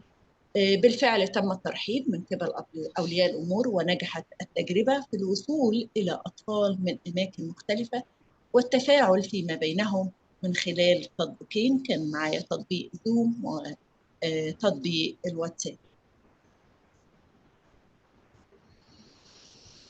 نغير الشاشة.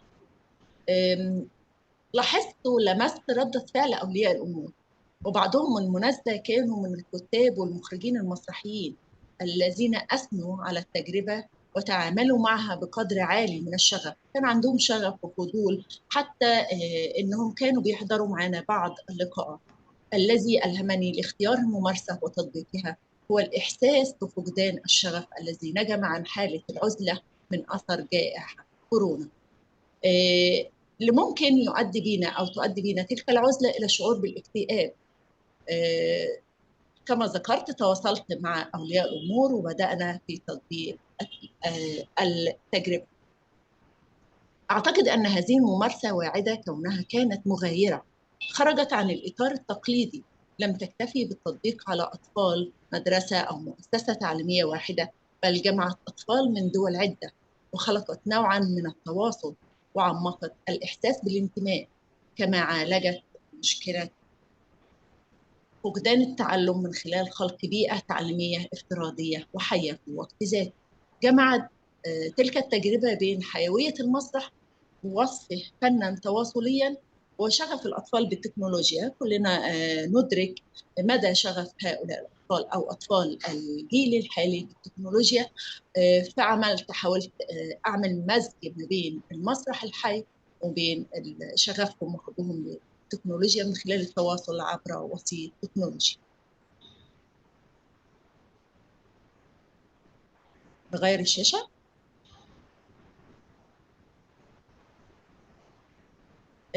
نجحت هذه التجربة في تعويض الفاقد التعليمي الذي تسببت فيه جائحة كورونا. نجحنا من خلال الممارسة في توعية الأطفال بالجائحة، أعرضها طرق الوقاية منها، عززنا قيم كثيرة جدا منها قيم المواطنة والولاء والانتماء، فضلا عن تعرف الأطفال على ثقافات مختلفة وكونوا صداقات على مستوى أوسع، فضلا عن تعميق وعيهم بمقاومة المرض. كذلك اكتسبوا القدرة على التفكير والإبداع من خلال المشاركة في ورشة كتابة النص والتمثيل في المسرحية. الأطفال هم نفسهم في الحقيقة شاركوني في كتابة النص من خلال أسئلة كنت بوجهها للأطفال وأتلقى منهم الإجابات. بالطريقة دي قدرنا نكتب النص المسرحي، وقدر كل طفل إن هو ياخد دور ويتقنه ويتدرب على طريقة الإلقاء الصحيحة والوقفة والحركة ويمثل هذا الدور ويبعته على شكل فيديو. بعد ذلك جمعت تلك الفيديوهات لتكوين المسرحية بشكلها النهائي. يمكن ساعدني في ذلك أولياء الأمور كما ذكرت سابقا، ولمدى حرصي لأن التجربة كانت مشتركة بيني وبين أولياء الأمور والأطفال، فأنا حبيت إن يكون معانا 2 من أولياء الأمور يشاركونا أو يقولوا رأيهم في التجربة. وكنت أتمنى لو كانت الفرصة تسمح يكون معانا أطفال يدخلوا معانا أو يعملوا مداخلات معانا ونسمع انطباعهم أو مدى تأثير التجربة فيهم. فأنا هقدم النهاردة الأستاذ إدريس النبهاني، وهو مدير مساعد دائرة الأنشطة التربوية بوزارة التربية والتعليم بسلطنة عمان. أثرت إن أنا أولياء الأمور ياخدوا من وقتي، لأن لولا مساعدتهم ما كنت وصلت للتجربة العظيمة دي وأتممتها الحمد لله. أستاذ إدريس ممكن حضرتك تتفضل معنا؟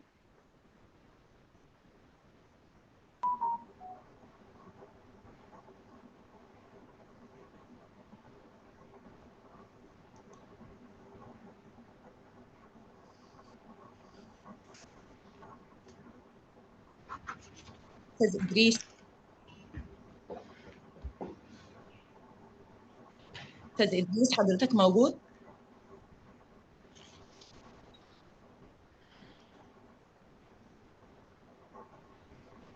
طيب ناخد أستاذة رحاب مختار. السلام عليكم ورحمة الله وبركاته. أستاذة رحاب مدرسة بوزارة التربية والتعليم جمهورية مصر العربية. اتفضلي يا أستاذة رحاب. أحب أولا أشكر منظمة اليونسكو على الميتنج الجميل دوت، وثانيا أحب أشكر الدكتورة شوق على إتاحة الفرصة لبنتي سما على المشاركة في العمل المسرحي، وقد إيه إنها اتبسطت بالمشاركة في جائحة كورونا في عز يعني كل الناس كانت قاعدة في البيت، بس الدكتورة شوق حاولت إنها تتواصل معنا على الزوم وتتواصل مع جميع الأطفال من الدول العربية المختلفة، وقد إيه هم اتبسطوا جدا بالفكرة وحبوها جدا. وبالدليل على كده إن هم عرفوا يطلعوا مسرحية جميلة من خلال تمثيلهم للأدوار عبر الفيديوهات، وكانت بيشاركوها مع دكتورة شوق، وفي الآخر أنتجوا عمل مسرحي رائع. فأنا يعني بوصل لحضراتكم قد إيه كانت التجربة ناجحة بجد، وشكرا للدكتورة شوق وشكرا لمنظمة اليونسكو. شكرا أستاذة رحاب. ندي فرصة للأستاذ إدريس النبهاني. السلام عليكم ورحمة الله وبركاته. تفضل. أسعد الله مساءكم جميعا. طبعا سأعطي انطباع سريع حول التجربة التي أخذناها مع الدكتورة شوق نكلاوي من جمهورية مصر العربية حول تجربة أزمة في المعسكر، وكانت تجربة جميلة خصوصا بمشاركة ابنتي يومها كانت في المرحلة الثالثة في التعليم الأساسي، وأضفت لها شيء من يعني حتى صباح هذا اليوم كنت أسألها عن التجربة، أقول لها ماذا استفدت من تلك التجربة، فكانت تشير على أنها ساعدتها على أن تتعرف على أصدقاء جدد من دول عربية مختلفة، كذلك ساعدتها على أن تكون تلقائية في التحدث مع الآخرين، وهذا يعني نقول أنه خفف كثيرا من الضغط الذي كان يعيشه الأطفال في تلك المرحلة، وهي مرحلة يعني أزمة كورونا وما صاحبها من إغلاقات مما أثر نفسيا. ولكن نحن نقول من خلال هذه التجربة كان هناك بعد تعليمي تربوي تثقيفي، وكذلك أيضا كان هناك إيجابية في التعاطي مع الموضوع. شاكر لها هذه المبادرة وهذه التجربة، وشاكر لكم هذا التجمع الجميل. شكرا لكم، بارك الله فيكم. شكرا أستاذ إدريس، وإن شاء الله يكون في تجارب أخرى سريعة. شكرا لحضرتك. أنا بكده تجربتي وجاهزة لأي استفسار أو سؤال من حضرتك.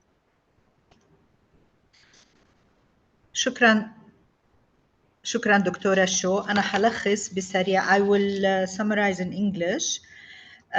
The practice that Dr. Shou presented was the virtual theater, and its benefits were many. It eased the children's stress due to lockdown and isolation. Communication was encouraged between children from various countries, various cultures. They had a sense of belonging because also they participated in writing the script with Dr. Shou, the script that they acted on the virtual theater. The practice also satisfied the children's passion for technology and dealt with learning loss. It also encouraged citizenship education and exposed children to other children from other cultures. Okay, we'll keep the questions till the end after the presentation of Ms. Ranjana. Are you ready? Please, Dr. Shuk, stop sharing your screen. Sorry, I have to stop. Yeah. Okay. Ms. Ranjana? Hi, good afternoon, everyone. Good afternoon. I hope you can see my screen now. Yes, we can see. Go ahead. I am Ranjana Ramanathan. I work in Arab International Academy as a learning support teacher. This is Arab International Academy in Doha, Qatar. So I'm going to talk about supporting neurodiverse learners in an inclusive classroom. So this is a mainstream school where I work, and we have students with diverse learning needs within the classroom, and we engage them and we support them, and teachers teach them the same subjects, the general curriculum within the classroom. So I would like to take you through my slides. So we talk about assessment for learning. That is the topic that we're talking about. Assessment for learning in an inclusive setting in the real world, where it applies the UDL principles, that is the universal design for learning. And formative assessments are the main point of topic here. And assessment for learning includes teaching children regularly in small chunks. The learning is divided into small chunks so that the students are able to learn the content and express themselves and produce the outcome. So in this case, the students who have diverse needs, they're able to master the concepts, and it is an effective learning practice, and also it leads to metacognition of the learners. And our practice is about developing conceptual knowledge in a with a contextual understanding and in an inclusive classroom. So we have diverse students with different issues like ADHD, autism, learning disability. So what we look at is the effectiveness of the training, the practice of formative assessments, how it helps them to work. And frequent working on formative assessments. That means they have to practice, reinforce themselves with the content in order to be proficient in it. So what happens is they train their learning practices better and better. So the teacher who effectively provides the formative assessment at one point will understand from the results, oh, this child hasn't done very well. So let me give the child another chance with proper feedback so that the student gets the opportunity to learn it better, and then provide another test for the student, further test the student until the student is thorough with the knowledge. So this helps with memory training as well. And when the student is supported within the classroom, there is reinforcement, parents, teachers, and even tutors follow up with the learning. There is use of assistive technology where visual aids are provided as well. In terms of short quizzes and presentations, students are able to provide the learning, exhibit their learning so that the teacher can give them the correct feedback. And here what you see is a sample of the classwork of a student. Again, even classwork is considered as formative because the teacher is able to assess the knowledge of this child. And this is a partial completion task where the learning support teacher completed part of the task for the student who is unable to write quickly or copy correctly from the board. And if you see the first question, the student has made some mistake, and at the explanation of the teacher, the student has corrected it. And the rest of them, student has just written the answer by following the technique which the student mastered. So this is another way for the student to understand how to learn. And here is a differentiation practice by the teacher. It's a best practice example where orange, red, orange, and green columns are seen, where the easiest is the red, and a little bit difficult is the orange, and more difficult is the green. So the students can choose which one to practice. And this is a kind of challenge where they keep going to do better and better. And here is a visual aid the teacher provides to students during formative assessments to help them support their learning so that they can look at the formula and then apply the formula into their questions. And in this slide, we see the use of 4-function calculators, which is provided as a supportive device or as an assistive technology device. So psychometric testing, basically the student is tested and the standard score of the test shows that the student has earned a score of say 90 or below, then the student is provided according to the IB inclusion policy. The rules say that they can be given a 4-function calculator. And below you see the teacher feedback, and the teacher tries to tell the student to reinforce learning. This is in the parent portal that the teacher has given the feedback so that even the parent who's copied in the message sees this message and assists the child. It could be a tutor, it could be a caregiver, anybody who can help the child. And the teacher is sending reminders which are feedback included so that the student can do better.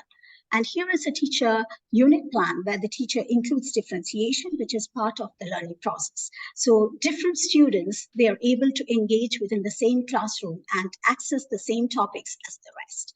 And the people who assisted me in this process are the English teachers, the math teachers, the NYP program coordinator, the principal who guided me, and the secretary who assisted me. So it's a flexible learning environment where accommodations for individual learning differences are catered to. Even though this is a UDL where it tries to remove the barriers and addresses learning gaps and failures so that everybody gets to pass. So the more number of formatives, the better the rate of pass. And here you have a map assessment data, which is the measure of academic progress that is being assessed. And you can see the map test 1, 2, and 3, where the number of students are listed. And you can see the language use, reading, and mathematics scores here. If you look at the score in 2022 and the one in 2023, you will see a difference. So it shows that after practice and the more the formative, the better their scores are. So it has reflected objectively in this data of map tests. And here you see the stars, those are not, those are areas which are not being assessed for because the students were not supported. And all the students included in this list are neurodiverse learners. So what we need to understand that consistency is key to our learning, and students need to work towards that with consistent practice and more formative assessments. Thank you. If you have any questions, you may ask. Thank you. Many thanks, Ranjana for wonderful presentation. To summarize what she said in preparation for your questions later on, her practice ensures that neurodiverse learners gain access to teaching and learning through specific tools and aids and devices, and using assessment of functional living skills, using criterion referenced assessment and curriculum guides. She also talks about dividing learning in small chunks and using formative learning to discover where the student has problems so she can remedy that, because in the end everybody learns the same. It's just that individualized learning and teachers addressing gaps is what helps. There is a lot of memory training, and students through this process will gain metacognition. They learn how they learn, and they understand how they deal with the information. Did I cover everything, Ranjana? Yes, you did everything. Thank you very much. Thank you. Okay. We have a few minutes for questions and answers, right, Dr. Dakmara? Yes, so far I did not receive questions or comments on this section, so we give more time maybe until the end of the session, and we are lagging a little bit behind. So apologies for the next 3 speakers, because we will exceed the time proposed. We wanted to finish at 1 o'clock, but we'll go for 15-20 minutes more. I hope this is fine for everybody. So I will now invite for the last batch today 3 speakers who are focusing in different ways on the issue of social and emotional learning and well-being of teachers and students. I will first invite Mrs. Sarah Kassab from the Childhood Education International to share with us a presentation about integrating social emotional learning, this famous cell, and providing psychosocial support, especially to children that are in situations of emergency. So, because many of you mentioned that in our region, unfortunately, very often we deal with situations of crisis, including many students who are displaced from their homes and who have to deal with not just gaps in their learning, but also traumas and other difficulties. So, Mrs. Sarah Kassab, the floor is yours. Thank you. Hello, everyone. So my name is Sarah Kassab, and I work as a senior project consultant with Childhood Education International. We have been around in Lebanon for almost 2.5 years. We've worked with teachers in Lebanon to make sure the integration of the social emotional learning and the well-being of teachers and students to make sure that both the well-being of the teachers and the students is accounted for. So I'll just give an overview about the project. So the project is called Quality Holistic Learning. Quality Holistic Learning project started 2 years ago in Lebanon as part of Childhood Education International. Childhood Education International is an organization that was founded in 1892 in the US. And the primary objective was to ensure children's access to quality education worldwide. One of the missions of Childhood Education International was to develop and amplify the innovative solutions to encounter for the education challenges that we have in our context. Quality Holistic Learning project comes under the Center for Professional Learning, which is again the vision of the Center of Professional Learning. It's a worldwide where education systems provide sustainable learning opportunities and pathways for both teachers and the students. For the Quality Holistic Learning project, we consider the teacher and the students are both learners, as they both engage in the learning process, whether it was in school or outside the school. I'll just give a brief introduction about the project design before I move into why integrating social emotional learning. So the project as I said, started 2 years ago in Lebanon, and it was a learner-teacher centered. So the Quality Holistic Learning Project team members were all teachers from Lebanon, teachers who are from various or different backgrounds, who work in the public, private, formal, and non-formal sectors of education. And they were the key members of co-creative team who co-created the content, which one of the content is integrating social emotional learning. It was a very an iterative process. It used an iterative process model where teachers had to identify the problem. They have identified that well-being of both teachers and the students were not properly targeted or not properly supported by many by their surrounding, and they found the need to highlight that. And so they have decided that they want to highlight the importance of integrating the social emotional learning into their teaching, and that being part of them as teachers. They have created the content. They have created online courses. They have created facilitation guides. They have created materials that both teachers and the students can use in their classroom. Then they took what they have created, teachers, what they have created, and they implemented it with our partners, NGOs, and schools. They came back with the feedback from the teachers. So they have used these models with their colleagues in their schools. They came back, they evaluated the models, and then they re-modified according to the feedback. And then all of these were given to teachers openly, so they are OER's, open educational resources. It's contextualized because it was made by teachers within their own context, for their own context. Our target countries when we started the project were Kenya, Lebanon, Chad, and Niger. And all of the materials were created in English, French, and Arabic in order to match the needs of the context.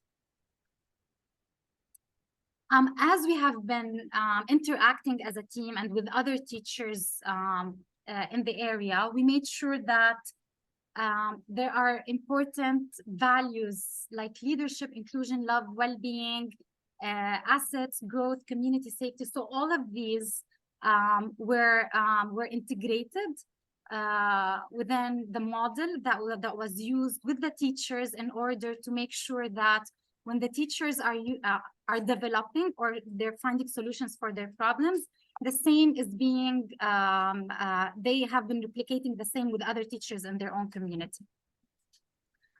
So it started with, as first we formed a teacher fellowship team. So all of the team was teachers. They have co-created all of the open educational resources, which are found on the OER library for Childhood Education International. They went and they piloted all of the open educational resources. They revised them, and now they are published. And now in Lebanon, we are at a different stage where we are creating a communities of practice where teachers can actually share together the use of these resources. Of course, there's a framework behind the work of the teachers and why social emotional learning. Social emotional learning, as I said, was something that was highlighted by the teachers. And it was very important for teachers to understand how to integrate social emotional learning into their classroom, because that was something not clear to them. Teachers have created, they have contributed to the framework of the Quality Holistic Learning Project, which is based on asset-based pedagogies, differentiated instructions, well-being, engagement, and teachers were very aware of the Lebanese National Social and Emotional Learning Framework, and they wanted to make sure that they are aligning everything they are doing within their trainings with others, with the ministry. And as a result, all of the teachers came together showing the Quality Holistic Learning Framework, which is, as I said, for them, teachers and students are learners. So they are at the center and at the heart of the project. And around that, we can see that there is the social emotional learning, asset-based pedagogy, well-being, psychosocial support, and differentiated instruction. And to them, all of these add to the holistic overview, the holistic well-being of the teacher. And you can see that they made sure that they want to target that at different levels, at the classroom level, at the schools, families, caregivers, communities in the country. So teachers were interacting with the different communities as they were testing and implementing the social emotional learning framework they have developed. All of these as a product for all of the work that the teachers have done. There were online courses, the framework, there were also the micro-credentials and the other materials that they have developed. I can copy paste the link in the chat box so everyone can take a look at it. And all of these are the publications that have happened through the 2.5 years. And now we're not developing anymore. However, we're just interested in developing the communities of practice at this stage with other teachers in Lebanon. So we have partnered with many organizations within Lebanon, within Niger, within Kenya, and within Chad. And that was, they spoke, we have empowered teachers, and teachers were empowered to speak more about their work. So we invite you to explore all of these, of course, and if you have any questions, please feel free to ask, feel free to reach out.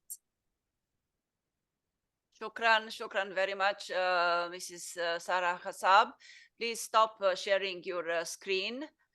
So from your presentation, I think what we can retain as the key message is the need to go for a holistic perspective, because very often we deal with this piecemeal kind of approach, and we do this and that, little bits and pieces, but we forget to place everything into a whole and to look for the bigger picture.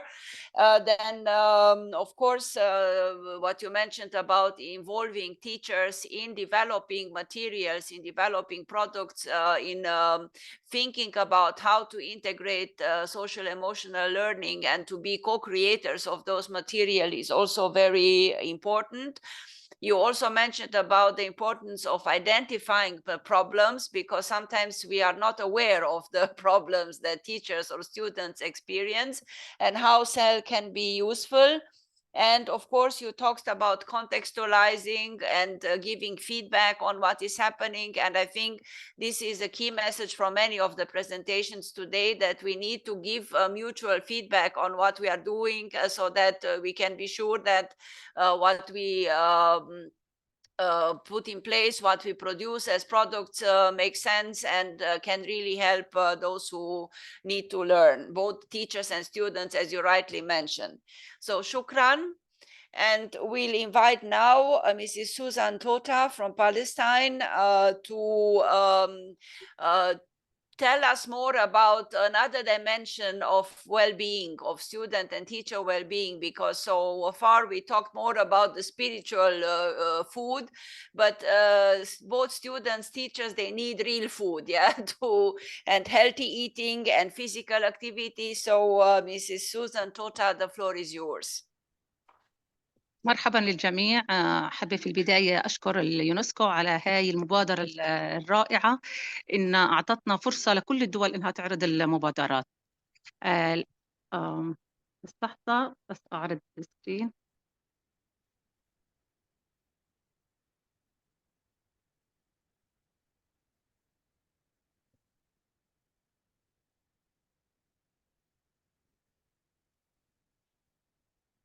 Yes, we can see it. Okay. تجربتي يمكن شوي بتختلف عن الجميع. أنا سوزان توضح من فلسطين، وزارة التربية والتعليم، الصحة الشمولية. أنا مديرة دائرة التغذية والمقاصف. جمعت هون بين التعليم والصحة. أنا كنت مدرسة علوم ورياضيات، وحصلت على ماجستير صحة عامة، وحاولت كتير أربط بين الصحة والتعليم، لأنه ولا مرة بنقدر نحسن جودة التعليم إذا كان عندنا الصحة سيئة. راح أعطي فكرة، بس إحنا بفلسطين تقريبا عندنا 1,300,000 طالب، في عندنا 3,192 مدرسة، عندنا معظمهم تشرف عليهم الحكومة، وفي عندنا جزء مدارس خاصة بسيط وجزء أنروا. راح أحكي عن تجربتي بالتغذية. إحنا هدفنا الرئيسي في الوزارة إنه نخلق بيئة بتعزز عنا الصحة النفسية والعقلية والجسدية والاجتماعية من خلال إكساب الطلاب المعرفة والمهارة ليقدروا يتعاملوا مع تحديات الحياة، ويقدروا يكونوا يحركوا عجلة الاقتصاد، ويكون عندنا كل شركاء داعمين. عشان هيك تبنينا احنا الكومبريهنسيف ابروتش، النمط الشمولي. فالصحه الشموليه هي بتصرف على جزء التغذيه، الخدمات الصحيه، التثقيف، البيئه، الصحه النفسيه، والنشاط البدني. راح اركز انا هون على جزئيه ايش عملت في الجانب التغذوي. احنا في الجانب التغذوي بنشتغل برضه بشكل شمولي، بنركز على التثقيف التغذوي، وهون بركز على التثقيف التغذوي جوا المنهاج وفي نشاط لا صفي، حدائق بنزرعها، وبنشتغل البدني. الوضع في فلسطين يعني بين سيء، جانب سيء وجانب يعني جيد. عندنا مشكلة في النشاط البدني، عندنا 22% بس بيمارسوا النشاط البدني. عندنا مشكلة كبيرة في عدم تناول حصص الخضرة والفاكهة. عندنا مشكلة برضو بالحليب، عندنا 20% أنيميا. عندنا السمنة وزيادة الوزن 25%. عندنا نقص أيضا في المغذيات الدقيقة. فعندنا إحنا عبء ثنائي، وهذا معناه العلم كله بيقول إذا عندنا مشكلة في الزنك والحديد واليود، هدول 3 عناصر بيأثروا بشكل مباشر على التعليم، وخاصة على المواد اللي بتحتاج للتفكير الإبداعي زي الرياضيات. واضح عندنا هاي المشاكل في كل العالم، لأنه عندنا مشكلة في الانتقال في نمط الحياة، سواء في الأكل أو في الجلسة. ومن هون اجت التجربه تبعتنا، هي برنامج اجيال سليمه لتعزيز انماط الحياه الصحيه والنشاط البدني. شو هو هذا البرنامج؟ البرنامج بركز على 12 درس للصفوف. أخذنا الصفوف رابع، خامس، سادس، سابع.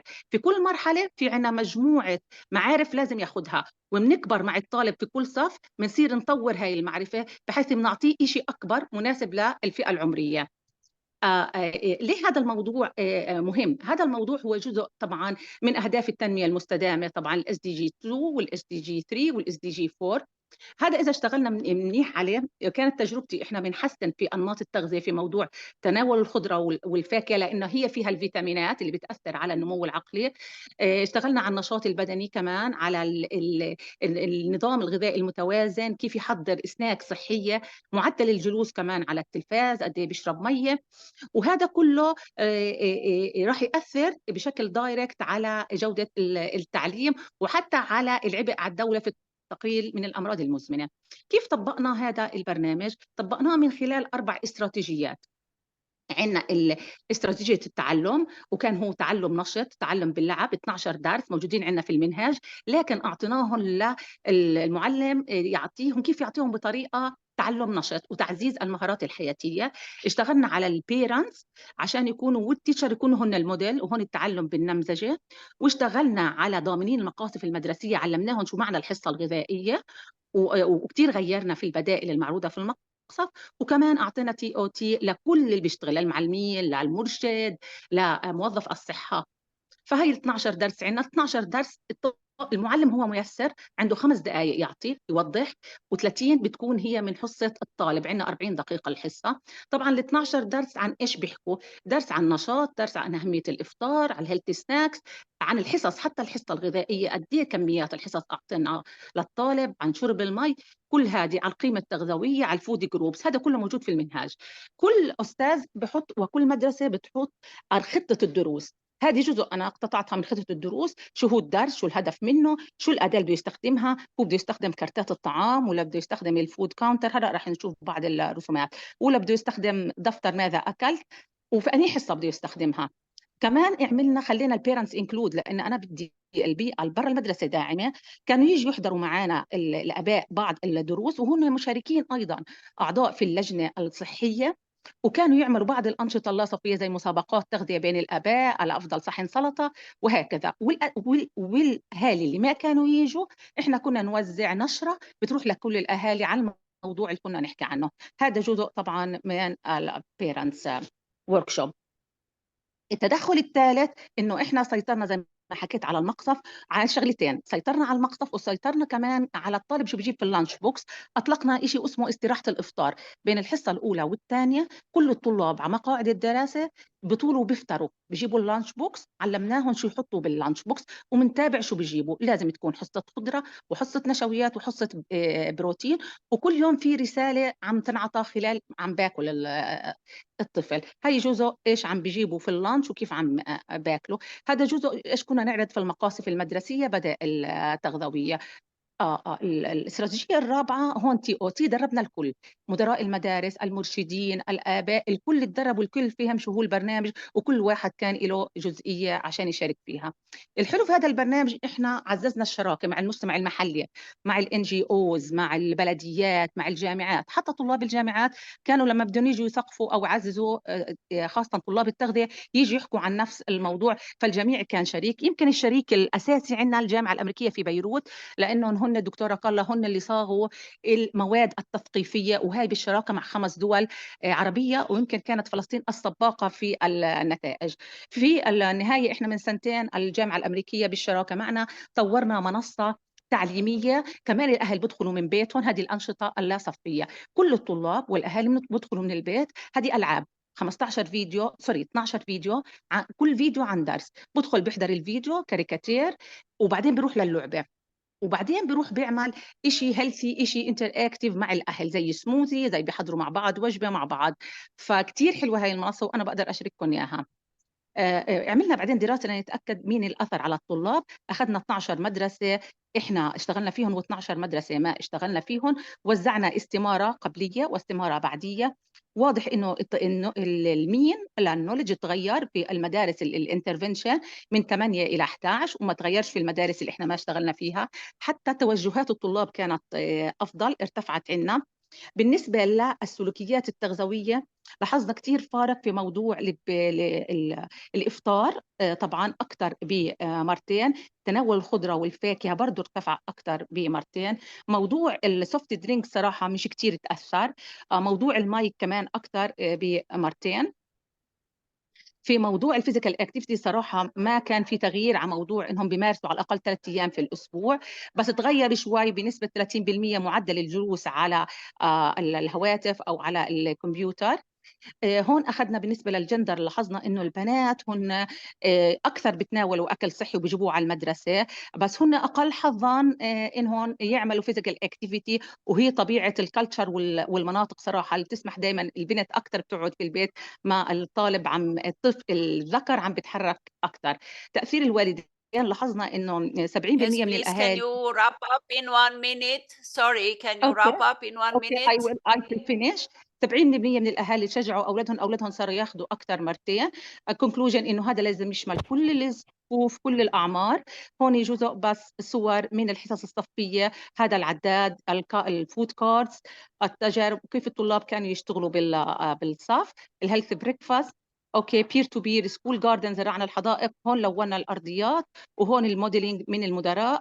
وهذه مجموعة من الأدلة اللي ساعدتنا، واتمنى الجميع يزور فلسطين ويجي على القدس. شكرا لكم.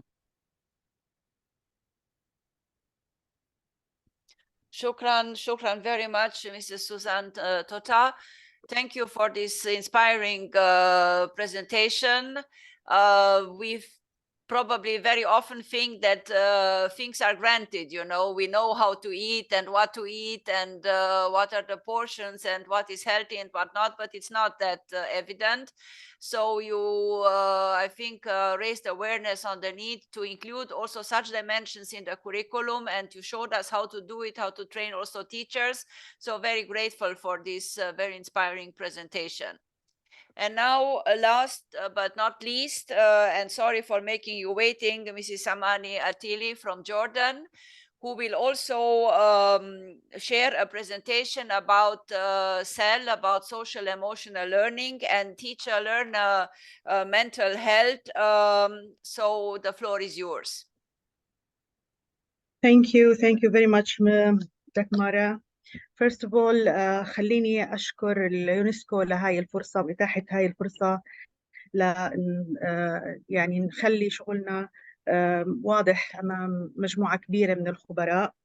وبشكر الدكتورة دكمرة ودكتورة منى لجهودهم الصراحة المضنية. الله يعطيكم ألف عافية، وإن شاء الله رح نكون معاكم في كل الويبينارز اللي رح تعملوها في المستقبل.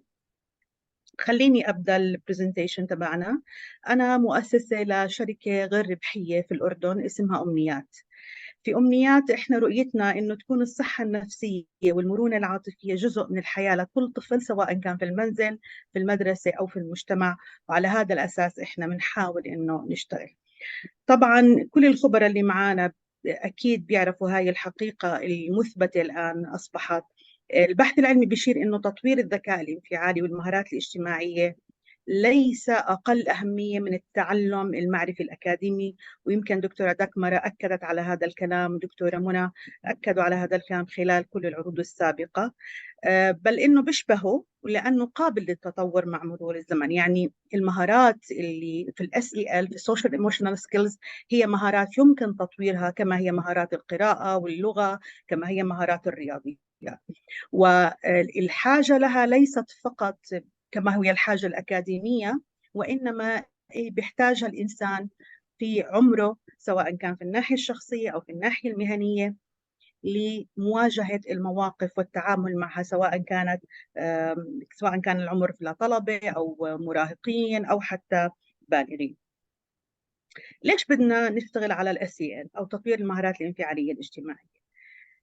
الدراسات بتقول إنه تطوير هاي القدرات أو تطوير هاي المهارات بيلعب دور كتير كبير في تقليص وتراجع كثير من السلوكات غير المرغوبة، سواء كانت مشكلات انضباط، السلوكات الغير مرغوبة، الغيابات المتكررة، بل بالعكس هي تنعكس إيجاباً على تطوير الأداء الأكاديمي. ويمكن بعض الخبراء بيقولوا إذا كان تطوير المهارات الانفعالية الاجتماعية هو أحد الحلول المهمة لتجاوز ما نسميه بتحديات التعلم والوصول إلى إصلاح العملية التعليمية. وخلينا نقول كمان إذا كان دور المدرسة هو الإعداد للحياة، فالحياة لا تقف فقط عند الأداء الأكاديمي أو الأداء المهني أو حتى الصحة العقلية، التفكير والأكاديميا والصحة الجسمية، بل الحياة مليئة بالتحديات، خاصة في القرن هذا اللي إحنا بنعيشه، خاصة في مثل هاي التطورات والانفتاحات اللي مليئة بالضغوطات. إحنا بنحقق حياتنا من خلال مجموعة من البرامج، أصدقاء لبيب، أصدقاء تفاح، وأصدقاء المغامرة. وفي الحقيقة هاي البرامج هي في الأصل برامج بريطانية. إحنا عملنا بارتنرشيب مع Partnership for Children، وهي منظمة بريطانية غير ربحية مستقلة تعمل على دعم وتحفيز الصحة النفسية والاستقرار العاطفي حول العالم. فالبرامج هاي مثلا إحنا طبعا قمنا بتعريبها إلى العربية وموائمتها للمجتمع العربي، لكن لأنها هي بتعمل في الطفولة المبكرة، وإحنا بنعرف إنه الطفل هو الطفل على يعني في كل البلاد وفي كل أصقاع الأرض هو نفس الطفل. خلينا نقول الاختلافات بتكون نوعا ما محدودة. فأصدقاء لبيب هو أصدقاء زبي أو زبي's friends، أصدقاء تفاح هو أبلز friends، وبالنسبة لأصدقاء المغامرة اسمه باسبورت. فإحنا زي ما تشوفوا هاي الأسماء أسماء عربية قمنا بعملية التعريف. لما بنقول على مستوى العالم فإحنا فعلا نعني على مستوى العالم أكثر من 34 دولة وبتقريبا 20 لغة. ويمكن اللي بيشوف الخريطة بيهمني إنه تشوفوا توزيع هاي الدول. إحنا بنتكلم عن الشرق، عن الغرب، عن الشمال، عن الجنوب، دول فقيرة، دول غنية، دول بلغات متعددة، بثقافات متعددة. وهذا دليل على نجاح هاي البرامج، ودليل على أنها لا تعتمد على ثقافة المتلقي، بل هي خلينا نقول تشمل كل الثقافات وقابلة إنها تطبق في ثقافات وبلدان مختلفة وبلغات مختلفة.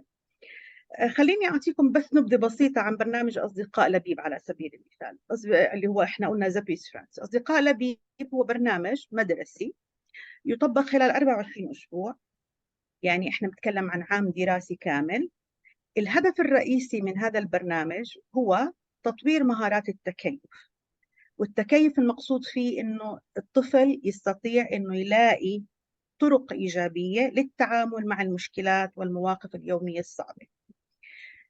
أيضاً البرنامج يهدف إلى تطوير المهارات الاجتماعية، كيف الأطفال يبنوا علاقات إيجابية، كيف يتواصلوا مع الآخرين في مواقف مختلفة، سواء كانوا أصدقاء، سواء كان في موضوع التنمر أو التسلط، سواء في الفقد. فالبرنامج بتقدمه المعلمة، يعني بمعنى آخر إحنا لما نتوجه للمدرسة بندرب المعلمات وبنمكنهم من انهم هم يقدموا البرنامج خلال حصة أسبوعية، طبعا في نفس التدريب. وهذا يمكن شيء نشترك فيه مع الست سارة لما تكلمت، كمان بتعلموا كيف يدمجوا هاي المفاهيم في الحصص الدراسية اللي هم الأكاديمية اللي هم بيعطوها للأطفال. وطبعا بهمنا إنه الهوم روم تيتشر أو المعلمة اللغة اللي هي بتشوف الأولاد فترة الأكبر في الأسبوع إنها تعطي هي البرنامج عشان تكون على تواصل دائم معهم. خليني أسلط الضوء على يعني بعض الأسس أو المبادئ اللي الخبراء أخذوها بعين الاعتبار لما صمموا البرامج كلها، ومنها أصدقاء لبيب أو The Peace Friends. في البرنامج الأطفال هم اللي بيختاروا الحل المناسب، إحنا بيكون دورنا فقط التشجيع وفق استراتيجية بتعلموها المعلمات.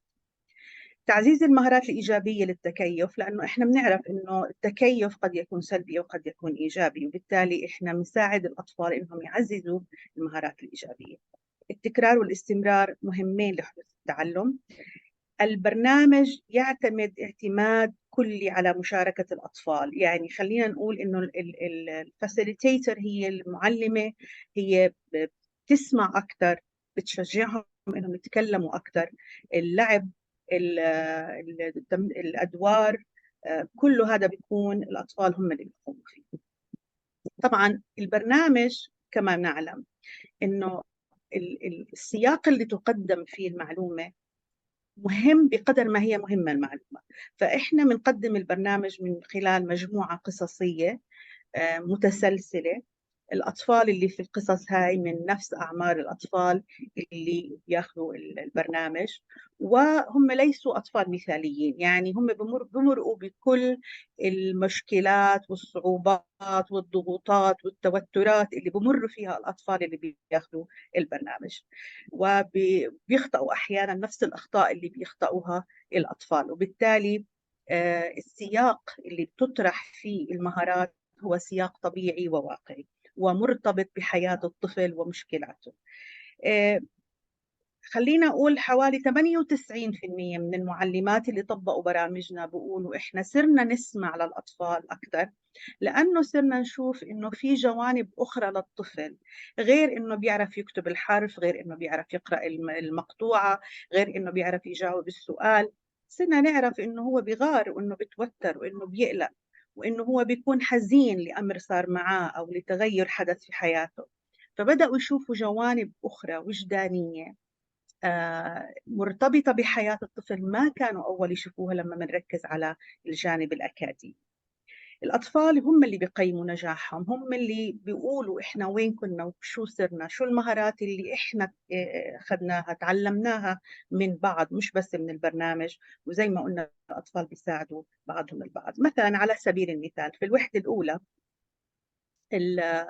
الأطفال بيتعلموا خلال الجلسات الأربعة، بيتعلموا عن المشاعر، بيتعلموا عن الحزن والسعادة، عن الغضب، الانزعاج، بيتعلموا عن الغيرة، بيتعلموا عن التوتر والقلق. وخليني أوقف هون شوي عند كلمة الغيرة، الجلس. كثير أحيان للأسف إحنا ككبار ما بنتعامل مع غيرة الأطفال بطريقة صحيحة. الغيرة شعور طبيعي، إحنا ننكر الغيرة عليهم، وهذا هون خلينا نقول مربط الفرس. يجب أن يتعلموا الأطفال إنها المشاعر مشاعر، هو لا يحاسب على مشاعره، لكن هو يجب أن نفكر في السلوك اللي بيتبع هذا الشعور. من حقك إنك تغار، بس بدك تفكر شو بدك تعمل بهذا الشعور، كيف بدك تتكيف. هون التكيف بيجي موضوع السلوك، كيف بدك تتكيف مع هاي المشاعر وكيف انت بدك تأدي سلوك. طبعا في الوحدة الثانية بتعلموا عن الاتصال والتواصل، في الوحدة الثالثة بتعلموا عن الصداقة، بتعلموا عن طلب المساعدة، which is مهارة كتير مهمة يفتقدها حتى الكبار، إنه كيف أطلب المساعدة، من مين أطلب المساعدة، متى أطلب المساعدة. مثلا عندنا في الوحدة الخامسة وكتير فعلناها بالكوفيد، وقت الكوفيد في الوحدة الخامسة إحنا بنتكلم عن الفقد والتغير، وأطفال بتعلموا مع البرنامج إنه هم بمروا بكثير من المتغيرات في حياتهم. هاي المتغيرات منها ما هم قادرين على إنهم يتدخلوا فيه، ومنها تغيرات هم لا يستطيعوا أن يتدخلوا فيها، فهم مضطرين إنهم يتكيفوا معها. ومن هاي التغيرات مثلا موضوع زي موضوع الموت والفقد. ففي كوفيد تم تفعيل هاي الوحدة بشكل كتير رائع. يعني مثلا على سبيل المثال كان التغير اللي واحد من التغيرات اللي طرحوها اللي هو going online بالنسبة لدروسهم، وكيف إنه هذا التغير له سلبياته وله إيجابياته. طب كيف ممكن نشتغل مع السلبيات، كيف ممكن نستفيد من الإيجابيات. بعض الأطفال اللي مروا بحالات فقد استطاعوا من خلال كلامهم، من خلال انفتاحهم، حتى استطعنا وإحنا فعليا الآن عمالنا خليني أقول بنحول ل يعني جهات معالجة بهاي الموضوعات. Please, can you wrap up, Mrs. Amani, in 1 minute? Yeah, I will try إن شاء الله. الجميل في برنامجنا إنه خضع لكثير من التقييمات.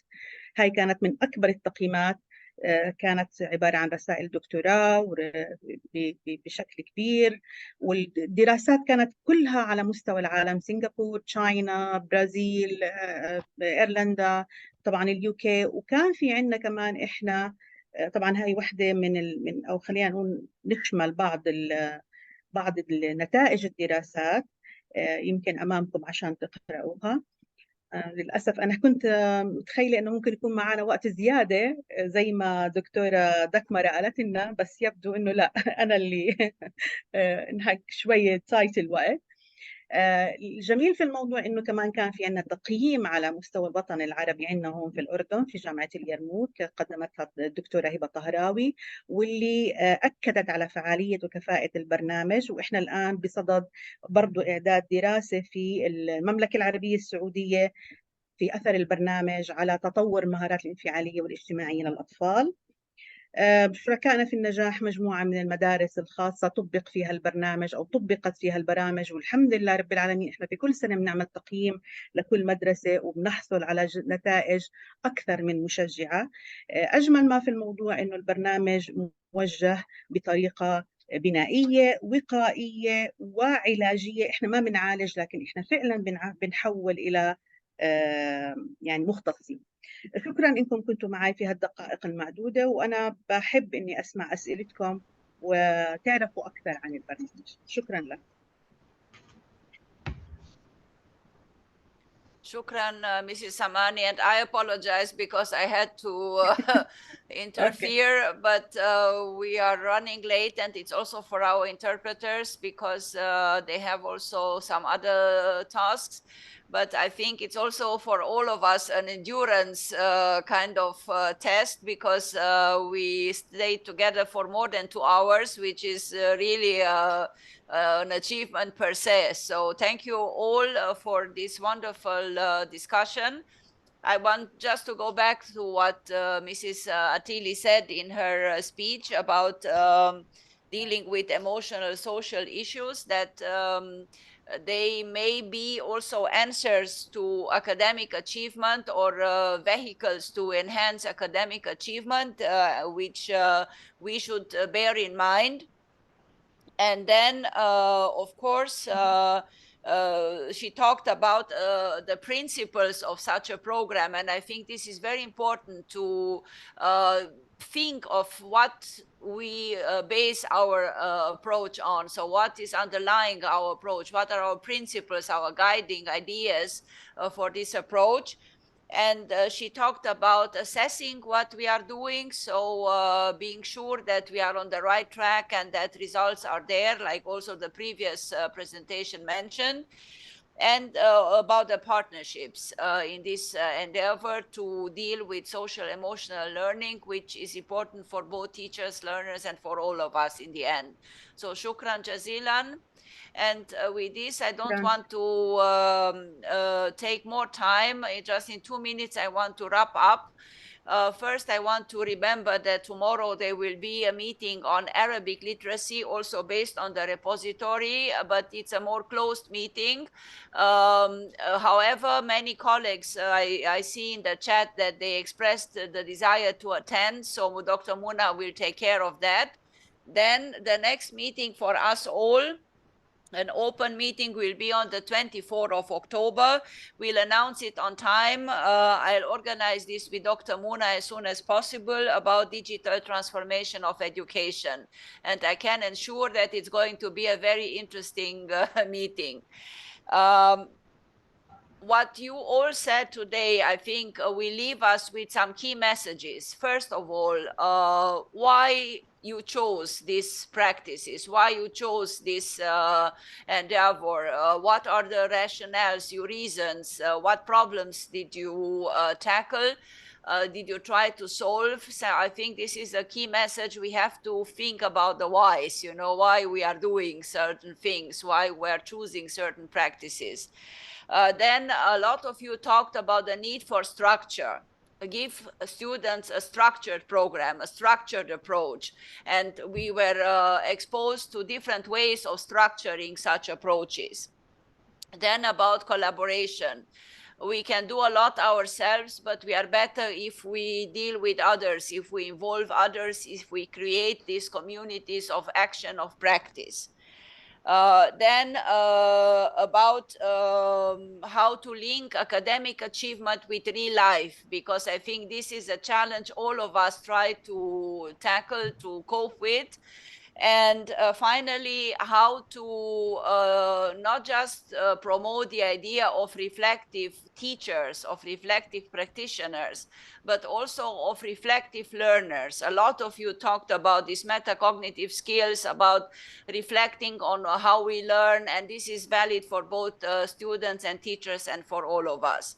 So I would like again to thank our interpreters, Nicole and Elsa, for their excellent work.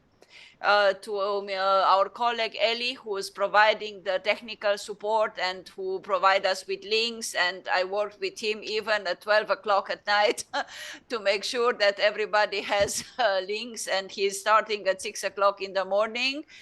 And then, of course, thank you all our 9 contributors of today who brilliantly explained what they are doing and why and how. And thank you to the participants who were with us. And first of all, thank you for your endurance, and thank you to Mr. Fadi for being with us. And I invite Mr. Fadi to give a final word now at the end. شكرا. شكرا لك دكمارا. أنا الحقيقة كمان بدي أشكر الجميع. بدي بالأخص أشكر المحاضرين اللي أغنونا وعلمونا من تجربتهم الرائعة. بدي أشكر جميع الحضور اللي عم يتابع معنا بشكل دوري. ومثل ما ذكرت بافتتاحية، نحن بهالتيس توكس أو مناقشات تحويل التعليم أو تحول التعليم رح نتابع هذا الموضوع بمواضيع متعلقة بالمبادرات العالمية، وبدنا نتابع نقدر نلاقي المبادرات العالمية، يكون في عندنا مبادرات إقليمية ووطنية توطد وتعمق تحول التعليم لتعليم جيد ومميز ولمخرجات تعلم ترضي طموحاتنا في الدول العربية. شكرا للجميع وإلى اللقاء.